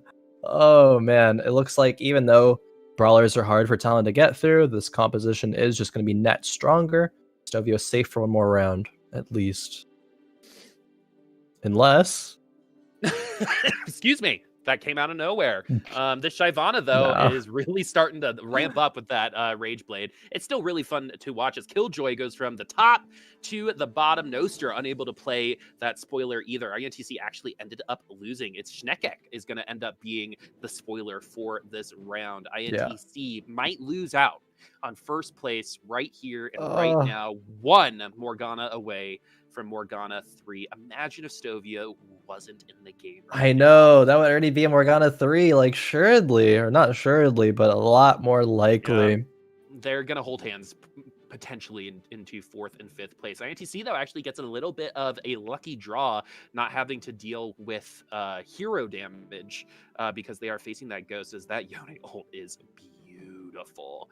We get some nice observation across the board here as INTC is struggling against this Olaf, and a lot of attack speed isn't going to save INTC this time around, as they're actually going to finish in 3rd. So if El Tomo wins the lobby, they should win Fight Night. If Altenahue, if Altenahue wins, it might actually still be El Tomo based on a tiebreaker, but we will see at the end. We are notoriously bad at math, even though we cast TFT, and so we'll let the hamsters with the calculators do that math and make sure we get it all correctly. But Khroen, what an awesome last day. I think a lot of people were a little worried about step 4.5, but today has actually been a pretty hype day of games. It really has. But quickly, I want to say, did you just call our admin team hamsters the calculators? Yeah. Okay, I just wanted to double check. I mean, hamsters are awesome. Yeah, I'm not saying they're not. I just wanted to clarify. Last round potentially of Fight Night Rising set 4 Fates. Altenahue, 8 HP in the Dream. El Tomo is on the win streak, however, has the Brawlers, has the set 2 Elderwood. Getting kicked into the corner, though. Is going to be able to slam Lee Sin down. But the Slayer is still at it. Ooh, this Shyvana is beefy. Is it going to be enough along with the set? It looks like it will, as El Tomo is going to win the lobby and the day, I believe. Really quiet day. I believe just consistent all around, finishing off with a last 10 place. So the calculators are, I hear them, they're working. Yeah, I think actually INTC might win the... Actually, I have no idea. I'll just... No. Yeah, INTC has 2 firsts, and first are the first tiebreakers. Okay, that's right. So the points are tied. Right. INTC will indeed be the winner of today. We have the scores already ready for you. The calculators were working pretty fast. There are, however, more tiebreakers because we have 3 players at 25. Killjoy will be in 3rd because they have a win. But in terms of Stovio and Altenahue, we'll see who is able to take 4th. But man, that was very, very Very, very close. Altenahue, it appears, has won the tiebreaker between them and Stovio, so Altenahue is fourth, does get their share of the Rising Prize pool. Stovio, unfortunately, missing out, even though they were still so consistent. Man, 3 games top fouring, narrowly missing out in top 4 and game number 4, but that's enough to be 5th on the day. That's wow. believe That's crazy. Altenahue won this because they finished second in the last lobby because they have the exact same results. Oh yeah, they did in the last. Yeah, that's like going for the 3rd tiebreaker. Yeah, like, exactly. That's insane. I don't know if we've seen that before. The exact same results, and then those first 3 lobbies are just so they feel inconsequential, even though they brought you to 25 points. Yeah. Right? It was that last lobby in the end that's going to bring you out of the top 4. And the big thing here is, even though we're going to take a week off, these players are all going to be invited back for set 5 for the first week. Yeah. And that's a big deal as we're getting ready for our interview with INTC. We are indeed going to be offered some perspective because that was a pretty dominant performance, and looks like we are on the line. INTC, are you here with us? Hello. Can you hear me? Yeah, we can. Congratulations on winning the last Fates set 4 Fight Night Rising. Congratulations. How are you feeling? Pretty great. It came out to the wire, right? With tie breaks. So I feel really lucky to have gotten here. Definitely. I mean, start off with 2 firsts. I mean, that allowed you to win the tiebreakers. Like, what was your mindset coming into today? Are you like still, involved with set 4 TFT? Are you moved on to set 5 and just like played well today? Like, what's your mindset at in TFT? Yeah, actually, I didn't play that much set 5 because I knew I was playing this tournament, and then I was also, I mean, right now I'm like 900 LP, and it's my first season being Challenger, so I really wanted to make sure that I ended Challenger, and so I've been queuing up a lot as well. Nice. Boop, any questions for you? So what are you gonna miss about Spirits? Is there anything that you're gonna miss about this particular meta as we move on and potentially never see this again? Yeah, I was actually I'm pretty sad to lose Chosen. I know a lot of people hate the mechanic or like think it's really difficult to play around, but and I felt the same way at the very beginning because set 1, 2, 3 didn't have anything like this.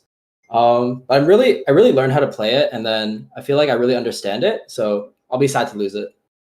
Yeah, honestly, I forgot how to play without Chosen. Dude, it was weird when I first started playing, and I was like, "Why can I get my tier 3 units? What is happening?" But the last thing I wanted to ask you is just as a player, right? You win the first 2 lobbies. What does that like 3rd lobby feel? Are you more nervous when you're leading the pack, or would you rather be kind of climbing up? What is your preference there?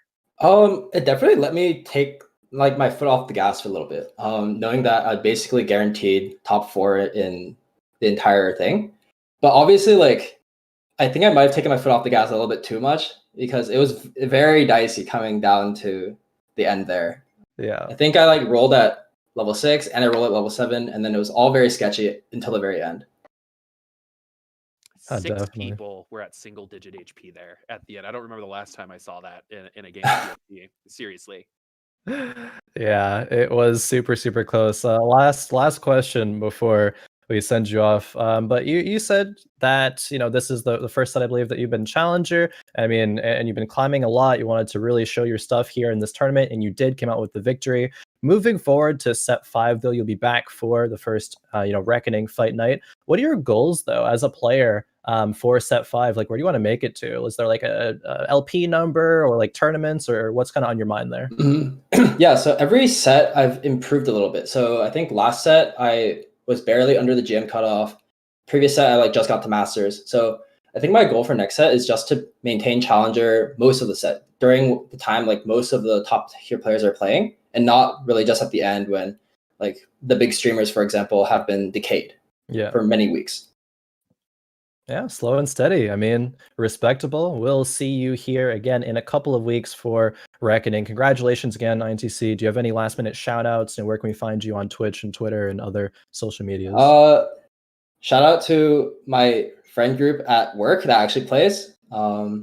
Paper Cheese and Emperor Ong. They're like fun to talk to about the game.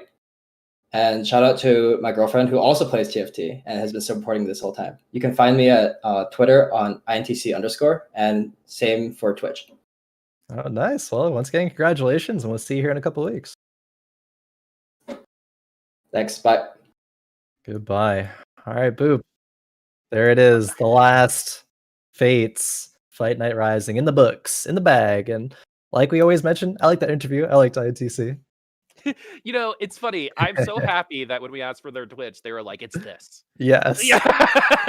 You know, if I could give anyone a hint going into set 5, make sure those socials are popping, right? Make sure True. you know your Twitter, make sure you know your Twitch, because a lot of people have found an audience through Fight Night, and you want to be prepared for that. And I think set 5 is going to be a huge evolution in TFT. There's so many possibilities of skill expression, so many possibilities of like straight professionalism that's going to be Yeah. able to go into this now burgeoning esport. And I think set 5 is the vessel that can potentially bring us to, you know, the next tier. And I'm really, really excited to see what that's going to be about. There's so much you can do, like we said before, Khroen, 16 spat items, double the amount of Oh, items yeah. outside of that. It's going to be a Right. wild set. It's gonna be wild. So start studying now. You know, it's gonna be a couple patches, I think, before people really wrap their heads around it.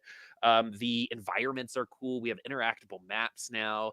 It's some of the best TFT I feel like I've played in a really long time, and I feel like I can go in whatever direction I want. And I think that's been a big ask for the TFT community. So I am so excited in general. We're going to change the background, of course, so you can say goodbye to Oh, this version no. of Chonk.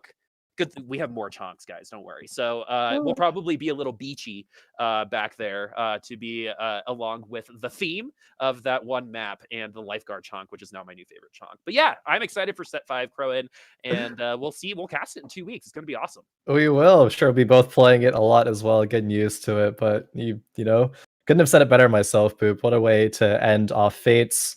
Had a blast casting alongside you per usual. Excited for Fates, or excited for Reckoning. Sorry, Reckoning is the name of set 5. But with that, we will see you all in 2 weeks. Thank you very much for watching Fight Night Rising. This has been a blast, and we'll see you next time.